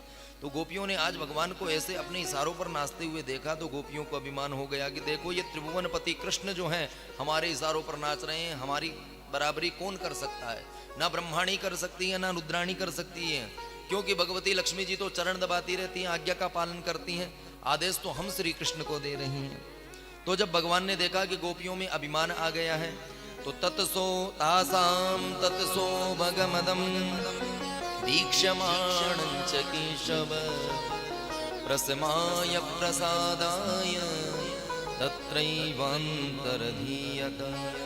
भगवान ने जब देखा कि इन गोपियों के हृदय में अभिमान आ गया है तो भगवान वहां से अंतर्हित हो गए। अंतर्हिते भगवती सहसैम ब्रजांगना। समस्त गोपियों के हृदय में अभिमान आया, किंतु एक गोपी ऐसी थी जिनके हृदय में मान आया।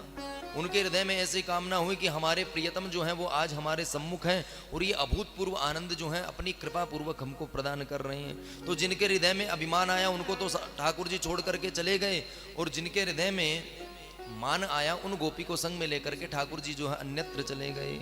समस्त गोपियों ने जब देखा कि श्री कृष्ण कन्हैया हमारे मध्य से अंतर्हित हो गए हैं तो विकल हो उठी। जड़ चेतन वृक्षों, जड़ वृक्ष जो है उनसे भगवान का पता पूछने लगी। रोते हुए गोपियां जो है मार्ग में भटकने लगी। जा करके जो जड़ वृक्ष पीपल हैं उनसे जा करके पूछती हैं, अरे भैया पीपल तुम्हारी शाखाएं जो है पूरे बृहत रूप में हैं, तुम जरा देख करके बताओ हमारे कृष्ण कन्हैया कहाँ छुपे बैठे हैं। पीपल ने कोई उत्तर नहीं दिया। मार्ग में आगे जैसे ही बढ़ी तो तुलसी जी का एक बिरला दिखाई दिया, तो जाकर के तुलसी जी से निवेदन करती हैं, अरे बहिन तुलसी, तुम्हारे बिना तो हमारे माधव जो है भोजन ग्रहण नहीं करते, जब आप उसमें समर्पित होती हो तभी उनको जो है भगवान भोजन को ग्रहण करते हैं, अपने शीश पर आपको धारण करते हैं। तुम्हें अवश्य पता होगा कि हमारे श्री कृष्ण कन्हैया कहाँ गए हैं। जैसे ही गोपियों ने प्रश्न पूछा कि तेज हवा का झोंका आया, तुलसी का बिर्रा हिलने लगा। एक गोपी कहती है, देखो ये हमारी सोतन है, ये पता नहीं बताएगी, क्योंकि ये भी उतना ही प्रेम करती हैं जितना हम प्रेम करती हैं। मार्ग में गोपियां जो है भगवान का अन्वेषण करते हुए आगे बढ़ी। तो आगे बढ़ करके गोपियों ने जब पृथ्वी को रोमांचित होते हुए देखा तो पृथ्वी से जाकर के पूछती हैं, अरे बहिन पृथ्वी, हमें लगता है कि हमारे प्रियतम का चरण स्पर्श तुम्हें हुआ है, इसलिए इतनी प्रसन्न मुद्रा में खिली हुई दिखाई दे रही हो। पृथ्वी ने कहा कि हमें कोई चरण स्पर्श नहीं हुआ, हमारा तो पुराना प्रेम है श्री ठाकुर जी से। गोपियां कहती हैं, तो ऐसा लगता है वामन अवतार में जब भगवान ने जो है बलि को अपना बलि का सर्वस्व ग्रहण किया था तब तुम पर चरण से स्पर्श किया था, क्या उस समय से तुम प्रसन्न पुलकित हो? पृथ्वी कहती है, नहीं बहनाओं, हमारा तो उससे पूर्व का इनसे संबंध है। तो बोले, तो क्या जब हिरण्याक्ष दुष्ट जो है पृथ्वी का हरण करके रसातल में ले गया था, समुद्र में ले गया था, तब तुम्हारी रक्षा श्री ठाकुर जी ने की थी, तब से तुम उनके प्रेम से पुलकित हो रही हो? इस प्रकार गोपियां अनेक प्रश्न कर रही हैं। किम ते कृतं क्षितितपोवत केशवांग्री स्पर्शोत्सवोत्पुलकितांगरुहैर्विभासि अप्यंग्रि संभव उरुक्रम विक्रमाद्वा आहो वराह वपुष परिरंभणेन। भगवान वराह का जब अवतार हुआ था उस समय तुम्हें जो प्रेम भगवान वराह रूप में प्रकट प्रदान किया था, क्या उस प्रेम का प्रभाव अभी तक है कि इतनी खिली खिली दिखाई दे रही हो? इस प्रकार गोपियां जो हैं जड़ चेतन जो भी मिल रहा है सभी से भगवान का प्रश्न पूछ रही हैं, पता पूछ रही हैं। अंत तो गत्वा गोपियों ने निर्णय किया कि अब हमें जो है भगवान की कृष्ण लीला का जो है अनुकरण करना चाहिए। जब हम उनकी लीला का अनुकरण करेंगी तो संपूर्ण रूप से तो सही सही कर नहीं पाएंगी। जब गलत रूप में करेंगे तब आकर के कहेंगे कि अरे गोपियों, हमने ऐसा कब किया था भाई, हमें क्यों बदनाम कर रही हो। तो सभी गोपियों ने योजना बनाई। एक गोपी जो है कृष्ण बन गई, एक गोपी पूतना बन गई। सभी जो है ग्वाल बाल का रूप धारण करके खड़े हो गए। पूतना बनी गोपी का जो है, गोपी को जो है कृष्ण बनी गोपी ने मार दिया और कहती हैं, ब्रजवासियों देखो, मैंने पूतना को मोक्ष प्रदान कर दिया, फिर भी भगवान श्री कृष्ण नहीं आए। एक गोपी जो है अपनी चुनरी को आकाश में उड़ा करके कहती है, देखो गोपियों, देखो ब्रजवासियों, मैंने जो है गिरिराज गोवर्धन को धारण कर लिया है। तुम्हें किसी भी प्रकार के इंद्र से कोप से भय खाने की आवश्यकता नहीं है। माँ भैष्टवात वर्षाभ्याम तत्राण विहितम मया। भगवान की गोवर्धन लीला का अनुकरण कर रही है, फिर भी गोविंद नहीं आए। अंत तो गत्वा गोपियां जब हैं भगवान का अनुकरण करते करते मार्ग में आगे बढ़ी तो गोपियों को जो है भगवान के चरण चिन्ह दिखाई दिए। मार्ग में आगे बढ़ी तो एक जगह भगवान के चरण चिन्ह भूमि में धसे हुए थे और उनके साथ में एक चिन्ह और बने हुए थे। जैसे ही उनको लगा कि भगवान हमारे प्रियतम एकांत में नहीं, उनके साथ में और भी कोई गोपी है, तो उनको ज्यादा क्लेश होने लगा। वह कामिनी कौन है जिसको लेकर के कन्हैया एकांत में गए हैं। केश प्रसादनम त्वत्र कामिन्या कामिना कृतम तानि चूड़यता कांता मुपवेष्टमिह ध्रुवम। अरे हमारे प्राण प्रियतम अकेले नहीं है, उनके साथ में कोई और भी है। आखिर वह गोपी कौन है? सभी मन ही मन शंका करने लगी। सुखदेव जी महाराज ने स्पष्ट रूप से तो श्री मद्भागवत जी में भगवती का नाम प्रकट नहीं किया, क्योंकि सुखदेव जी महाराज भगवती के इतने रसिक हैं कि नाम लेते ही 6 महीने की समाधि उनको लग जाती है। परीक्षित जी महाराज जो है केवल 7 दिन का समय लेकर के बैठे हैं, और कथा सुनाने वाले सुखदेव जी महाराज यदि राधा नाम का उच्चारण कर लेंगे, 6 महीने की समाधि लग जाएगी, तो फिर कथा कैसे होगी। इसलिए कथा सुनाते हुए बड़े सावधान हैं और किसी भी रूप में जो है भगवती का नाम उच्चारण नहीं करते, अपितु वधु कह करके भगवती का जो है स्मरण कर लेते हैं। तो महापुरुषों का मानना है कि भगवान श्री कृष्ण जिस गोपी को लेकर के वन में गए वह कोई और नहीं अपितु श्री किशोरी जी, श्री राधिका जी ही थी। आगे मार्ग में जैसे ही बढ़े तो चलते चलते किशोरी जी जो है परिश्रांत हो गई। परिश्रांत हो गई तो किशोरी जी कहती हैं, अरे माधव केशव, अब मैं और नहीं चल पाऊंगी, मेरे चरण जो हैं उनमें पीड़ा हो रही है। न पारये हम चलितुम न यमाम यत्र ते मनः। किशोरी जी कहते हैं, अरे माधव, मैं और मार्ग में आगे नहीं बढ़ पाऊंगी। कन्हैया बोले, देवी जी यदि आप मार्ग में आगे नहीं बढ़ पाएंगी तो हम आपके चरण दबा देते हैं। तो भगवान जो हैं कुंज में श्री किशोरी जी और श्री माधव जो हैं वो बैठ करके जो है कुंज में जो लीला कर रहे हैं। कुंज में बैठे हुए रसिकों ने जब दर्शन किया तो रसिकों ने भगवान की उस दिव्य माधुरी जो मूरत है उसका वर्णन किया। बैठे दोनों कुंजन में बलिहारी, कुंजन में बलिहारी, बैठे दोनों कुंजन में बलिहारी, बैठे दो कुंजन में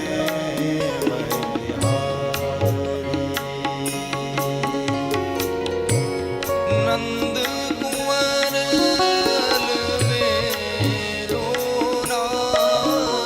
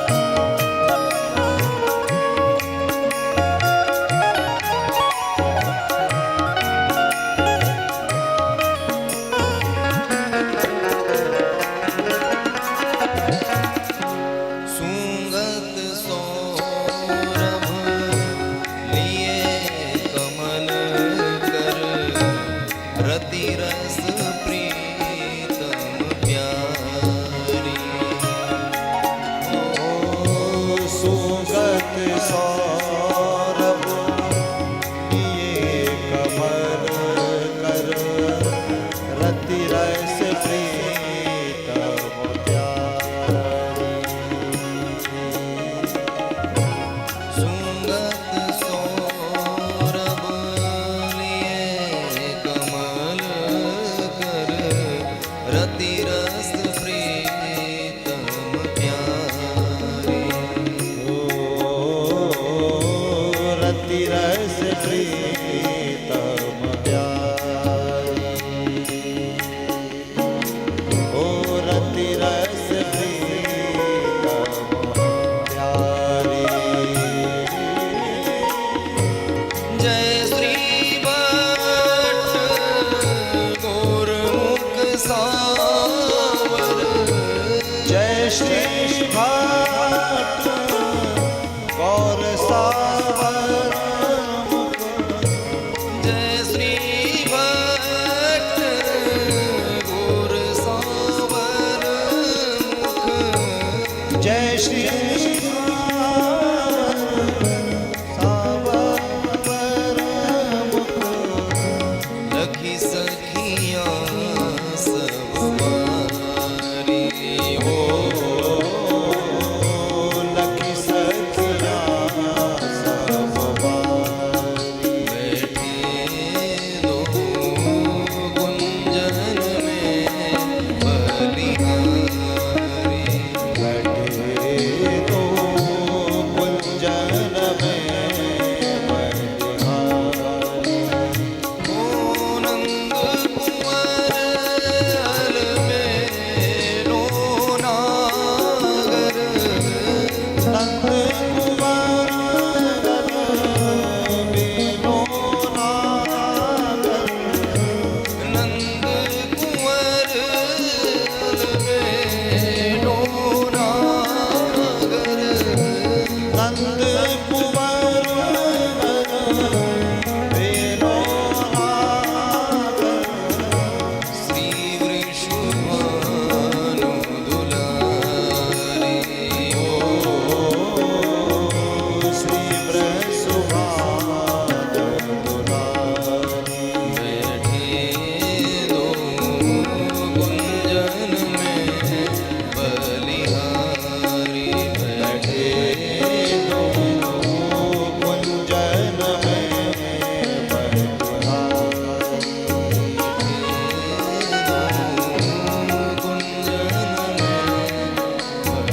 ओ कुंजन में बलि।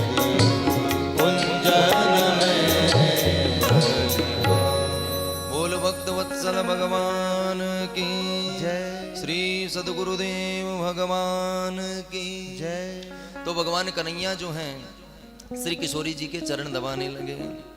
कन्हैया चरण दबाते जा रहे हैं, उधर गोपियां जो हैं श्री किशोरी जी का और भगवान श्री माधव का अन्वेषण करते करते जैसे ही निवृत्त निकुंज के सन्निकट आई तो भगवती जी कहती हैं कन्हैया मैं और नहीं चल सकती, न पार ये हम चलितुम नयमाम यत्र ते मन है। मैं आगे नहीं चल सकती, आपका जहां मन हो वहां ले जाओ। और इसमें मानो व्यंजना भी कर रही हैं। किशोरी जी कह रही हैं अरे कन्हैया तुम साथ तो मेरे हो पर तुम्हारा मन जो अभी भी उन गोपियों में ही अटका हुआ है, इसलिए नयमाम यत्र ते मन है, मुझे वहीं ले चलो जहां तुम्हारा मन अटका है। और सीधा सीधा यदि विचार करें तो इसका अर्थ ये है कि मुझे जहां आपका मन हो वहां ले चलो। भगवान कन्हैया जो है जैसे ही झुके श्री किशोरी जी कंधे पर बैठने का प्रयास करने लगी, इतने में ही कुंज से जो है सखियों ने प्रवेश किया और भगवान ने वहीं पर भगवान जो है अंतर्हित हो गए। सावधूरन वतप्यत। भगवान जैसे ही अदृश्य हुए तो श्री किशोरी जी जो है वो भी भगवान के प्रेम में जो है बिलखने लगी। सभी सखियों ने आकर के देखा कि श्री जी जो है भगवान के संग में थी, तो श्री जी की चरण वंदना सभी करने लगी, उनको जो है आत्मस्त किया। और श्री जी को लेकर के अब गोपियां जो हैं यमुना जी के पावन पुलिन तट पर पधारी। श्री किशोरी जी कहती हैं अरे गोपियों सखियों, उनका यदि हम पीछा करेंगे तो पीछा करके उनको कोई भी प्राप्त नहीं कर सकता। उनको तो हम अपने प्रेम विरह से जब आर्तस्वर में जब पुकारेंगे तब जाकर के वो आएंगे और हमारा जो मनोरथ है वो पूर्ण करेंगे। इसलिए हम सब चल करके यमुना जी पर उनका आराधन करने लगे। श्री किशोरी जी के संग में सभी सखियां जो हैं यमुना जी पर पधारी और यमुना जी के पावन पुलिन तट पर आकर के बड़ा ही दिव्य जो है गोपी गीत का अनुष्ठान किया। श्रीमद् भागवत जी का सबसे सुंदर कोई गीत यदि माना गया है, रसिकों ने जिसका आश्रय लिया है, तो वो गोपी गीत हैं। रसिकों की ऐसी मान्यता है कि रात्रि शयन से पूर्व भगवान के प्रति पूर्ण रूप से समर्पित होकर के यदि कोई गोपी गीत का नित्य पाठ करता है तो श्री ठाकुर जी किसी न किसी रूप में उसको जो है चरणाश्रय प्रदान करते हैं। आइए आप हम सभी गोपी गीत के कुछ श्लोक का श्रवण करें, उसके पश्चात कथा में प्रवेश करते हैं। जयति तेधिकं जन्मना व्रज प्रयत इंदिरा सस्वदत्तहि।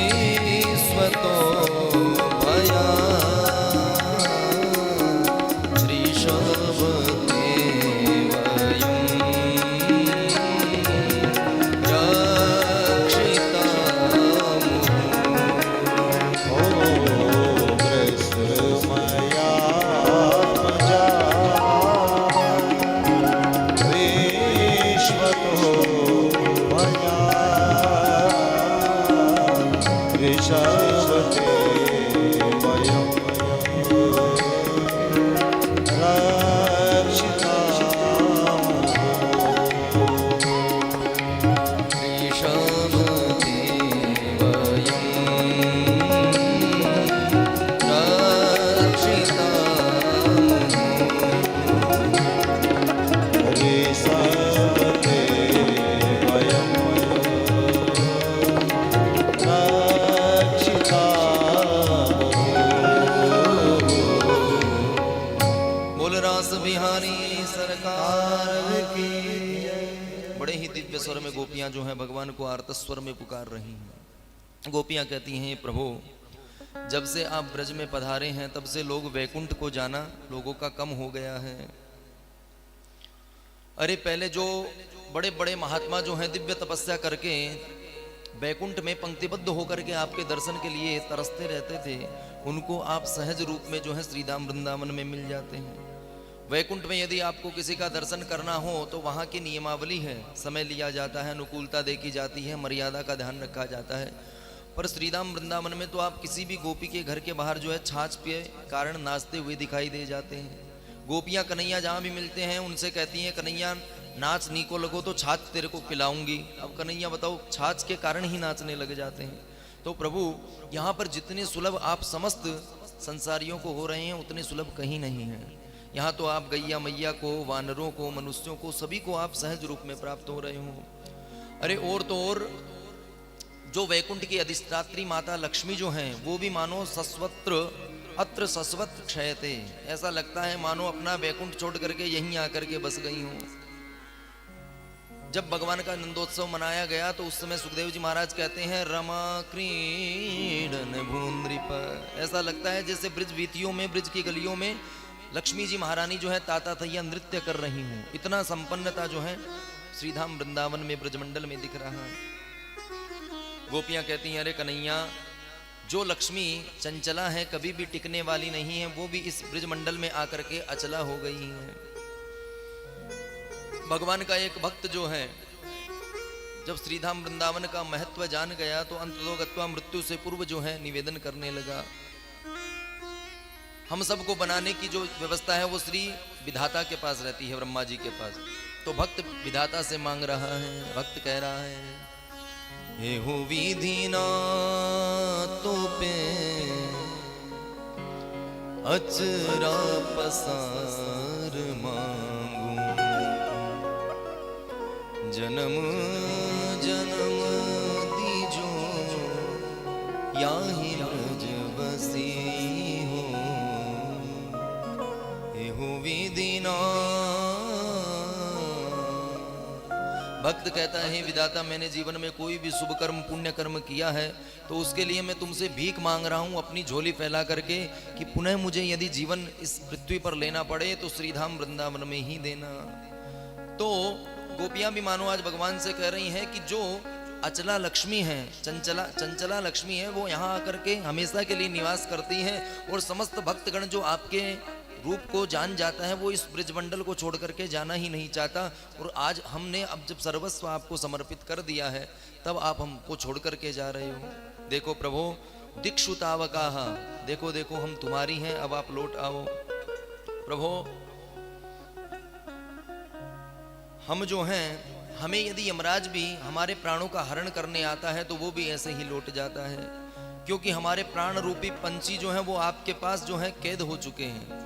हमारे पास में हमारा मन नहीं है और यमराज के दूत भी आते हैं तो देख करके लौट जाते हैं कि इनको ले जा करके करेंगे क्या। तो प्रभु आपका जो दर्शन है उसको पा करके हमें किसी भी चीज की जो है आकांक्षा शेष नहीं रह जाती। अरे कोई व्यक्ति यदि अपने हाथों से विषैला वृक्ष भी लगा दे तो भी उसे नहीं काटता। विष वृक्षोपि संवर्धय स्वयं नक्षे तुमर हसी, क्योंकि उसे पता है कि इतने दिनों से हमने इसको जो है संजोया है, इतनी इसकी सेवा की है और आपने जो है हमें इतने उपद्रवों से हमारी रक्षा की है, दावाग्नि से हमें बचाया है, पूतना से बचाया है, बकासुर अघासुर के अत्याचारों से बचाया है और आज आप ही हमको जो है पीड़ा दे रहे हैं। प्रभु ये तो वही बात हुई कि बकरे को खूब खिलाया पिलाया जाए, बढ़िया से व्यवस्था दी जाए, फिर एक दिन उसको स्वयं ही उसकी बलि दे दी जाए। तो प्रभु ये तो आपका स्वभाव जो है वो उचित नहीं है। अरे आप इतने निष्ठुर हो कि हमें तो कभी कभी लगता है कि आप नंद नंदन हैं भी कि नहीं, यशोदा नंदन आप नहीं हैं, क्योंकि माता यशोदा तो इतनी उदार है, तो सबको यश देने वाली हैं, और आप इतने निष्ठुर हो कि हमारे प्रेम को समझ ही नहीं पा रहे हो। अरे प्रभु, यदि आपने ये देखा कि हमारे हृदय में आपके प्रति अभिमान आ गया, चलो मान लेती हैं, हम तो संसारी जीव हैं, हमारे हृदय में आपका सायुज्य पा करके अभिमान आ गया, तो क्या आप में अभिमान को दूर करने का सामर्थ्य नहीं है?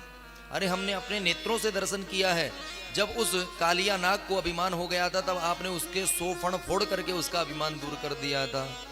फणिफणार्पितं ते पदाम्बुजं क्रीणुकुचे सुन कृन्दिरिच्छयम्। अरे कालिया की फनाली पर जब आपने ताता थैया नृत्य करके उसका सारा रक्त बमन करवा दिया विष का, तो क्या हमारे हृदय में जो अभिमान था उसका शोधन आप नहीं कर सकते थे? आप हमको छोड़ करके चले गए। आप यदि ये सोचते हैं कि हम आपके विरह में मर जाएंगे, तो ये भी नहीं हो पाएगा। क्यों नहीं हो पाएगा? तो गोपियां कहती हमने आपका अमृत पान किया है। भगवान बोले अमृत तो स्वर्ग में है, आपको कहां से मिल गया? तो गोपियां कह रही हैं तव कथामृतम तप्त जीवनम कविभिरीडितम कल्मषापहम् श्रवणमङ्गलम् श्रीमदाततं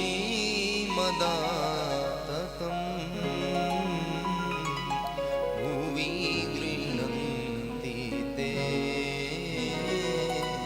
भूरिदा जना। गोपियां कहती हैं प्रभु, हमने आपका कथामृत का पान किया है, और ये कथामृत जो है उस सुधामृत से भी श्रेष्ठ है। आपके दिव्य दिव्य चरित्रों का हमने श्रवण किया है, तो अब हम मर भी नहीं सकते, क्योंकि आपसे हमारा चित्त चिपक गया है। अरे जानकी जी जो हैं भगवान के विरह में लंका में रहती हैं, पर प्राण क्यों नहीं निकल पा रहे हैं? क्योंकि जानकी जी का चित्त जो है भगवान श्री राघवेंद्र के चरणों में अटक गया।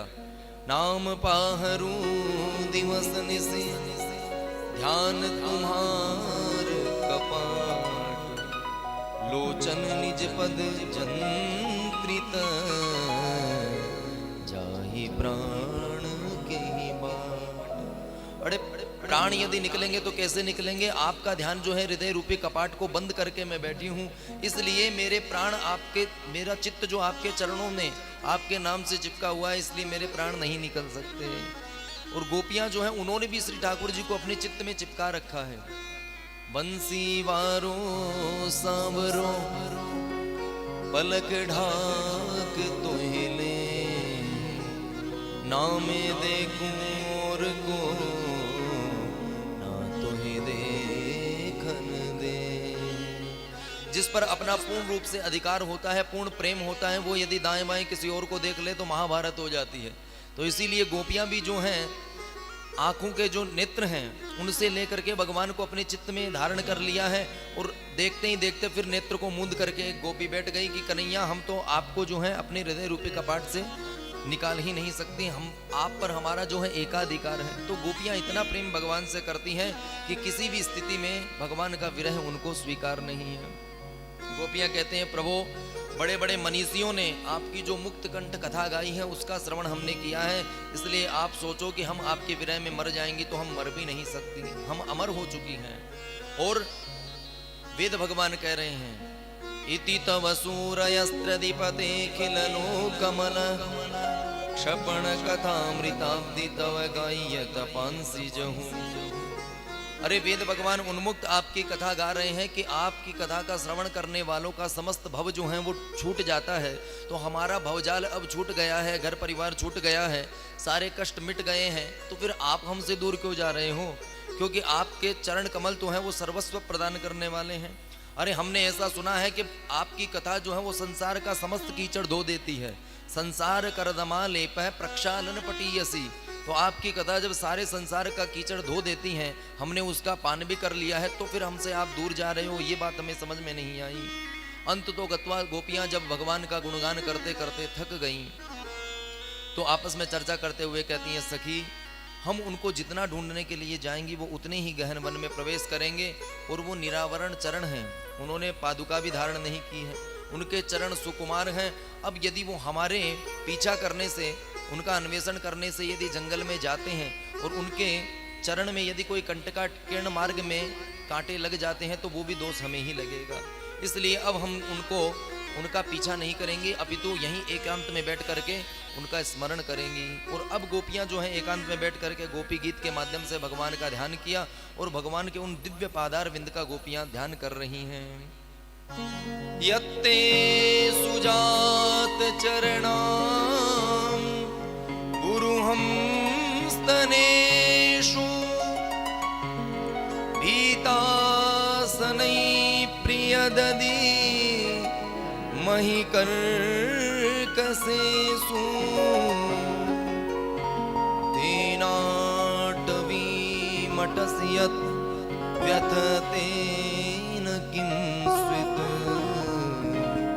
पूर्पादिभिर्भ्रमतधीर् भवदायुसन्नः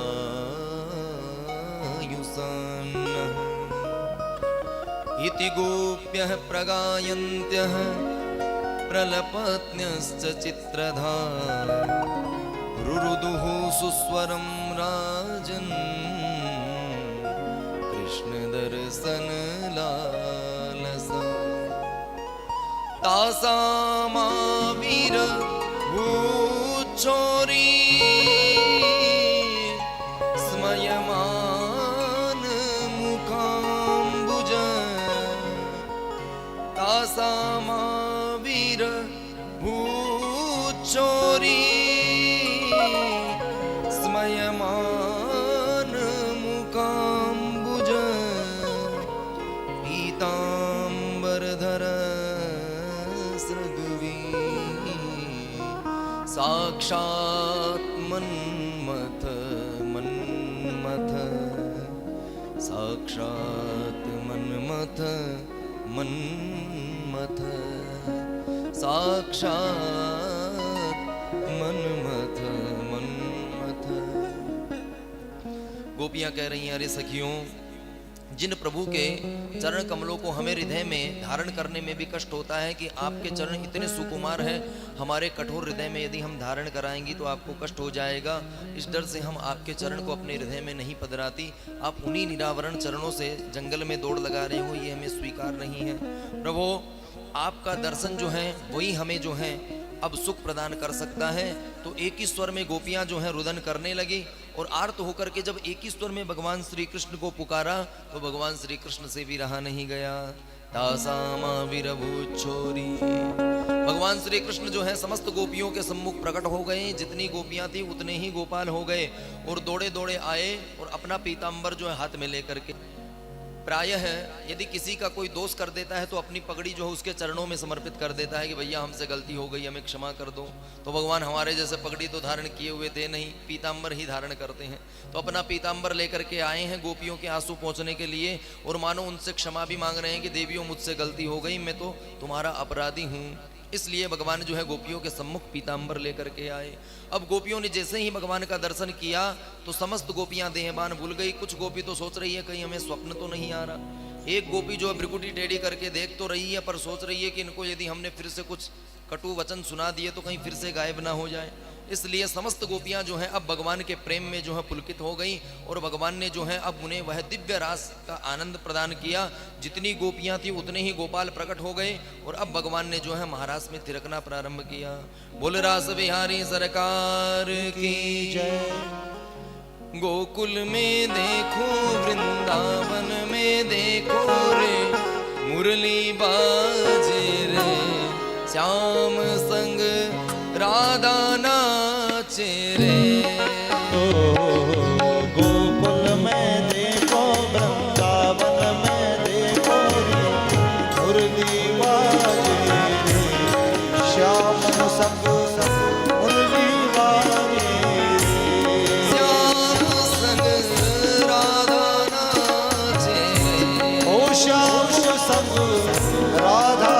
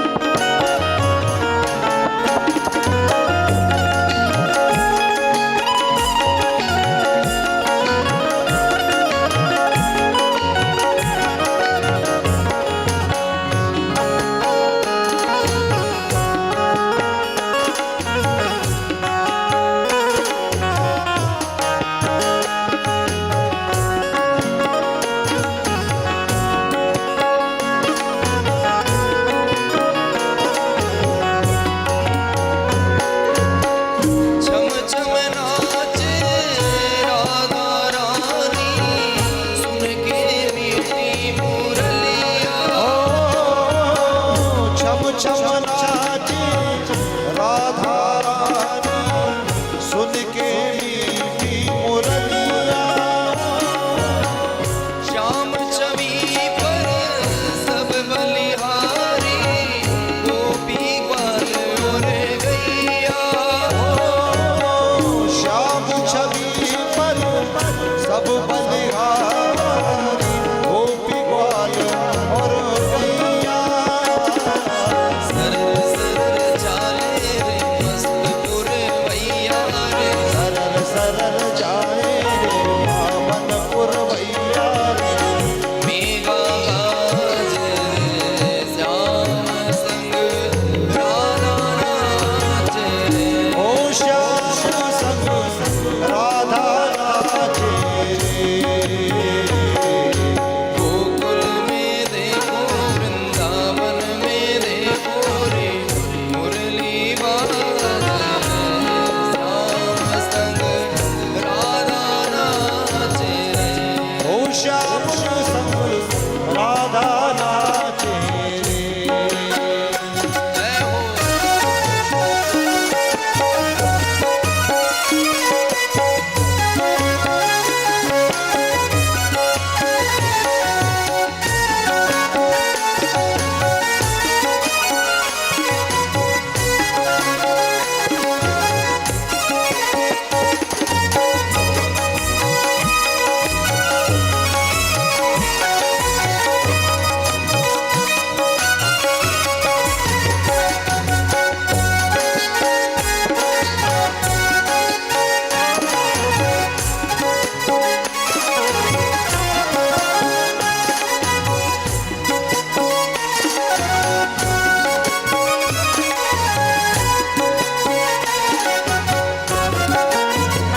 राधा नाचे कृष्ण नाचे नाचे गोपी जन राधा नाचे कृष्ण नाचे नाचे गोपी संग मन मेरो बन गयो सखीरी पावन वृंदावन ओ मन मेरो बन गयो सखीरी पावन वृंदावन मन मेरो बन गयो सखीरी पावन वृंदावन ओ मन मेरो बन गयो सखीरी पावन वृंदावन रास रचो है रास रचो है आगे तीर खाना रास रचो है रास रचो है रास रचो है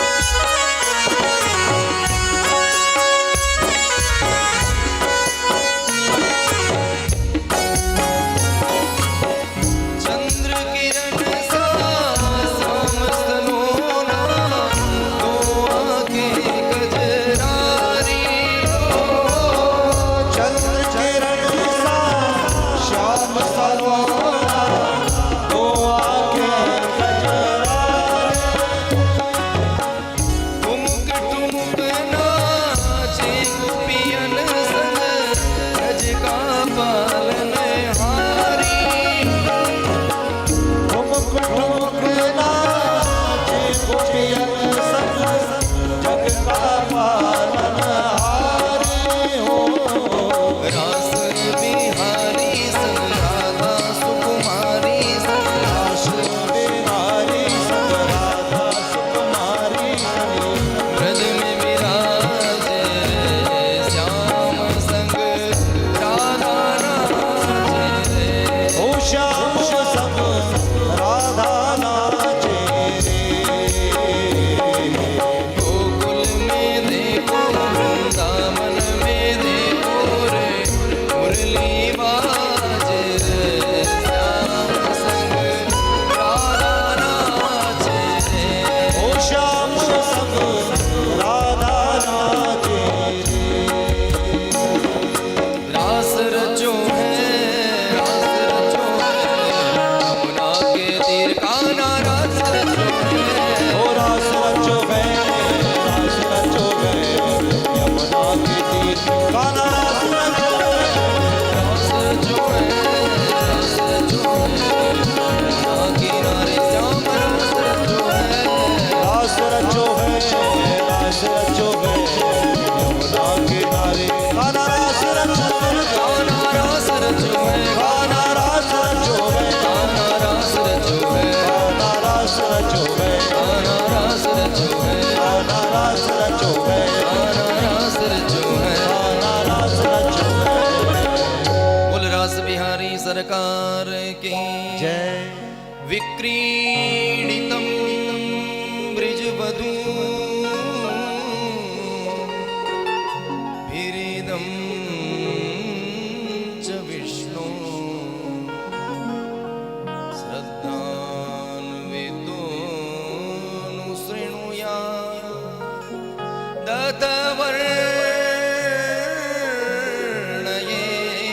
दत्तवर्णयेद्यः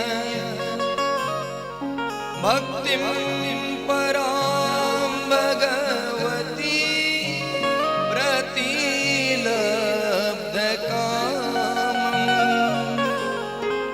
हृद्रोगमाश्वप्रहिणो त्यचिरेण धीरः हृद्रोगमाश्वप्रहिणो त्यचिरेण धीरः हृद्रोगमास्वप्रहीनो त्यचिरेण धीरः।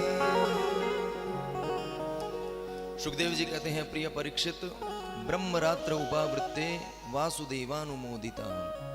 ये महाराज की रात्रि ऐसे व्यतीत हुई जैसे ब्रह्मा जी की एक रात्रि हो। भगवान के इस दिव्य महाराज की गाथा को जो भी श्रवण करता है उसका हृदय रोग सदा सर्वदा के लिए शांत हो जाता है और भगवान के दिव्य प्रेम की प्रकृति जो है हृदय में संचरित होने लगती है। बोलो रास बिहारी सरकार की जय।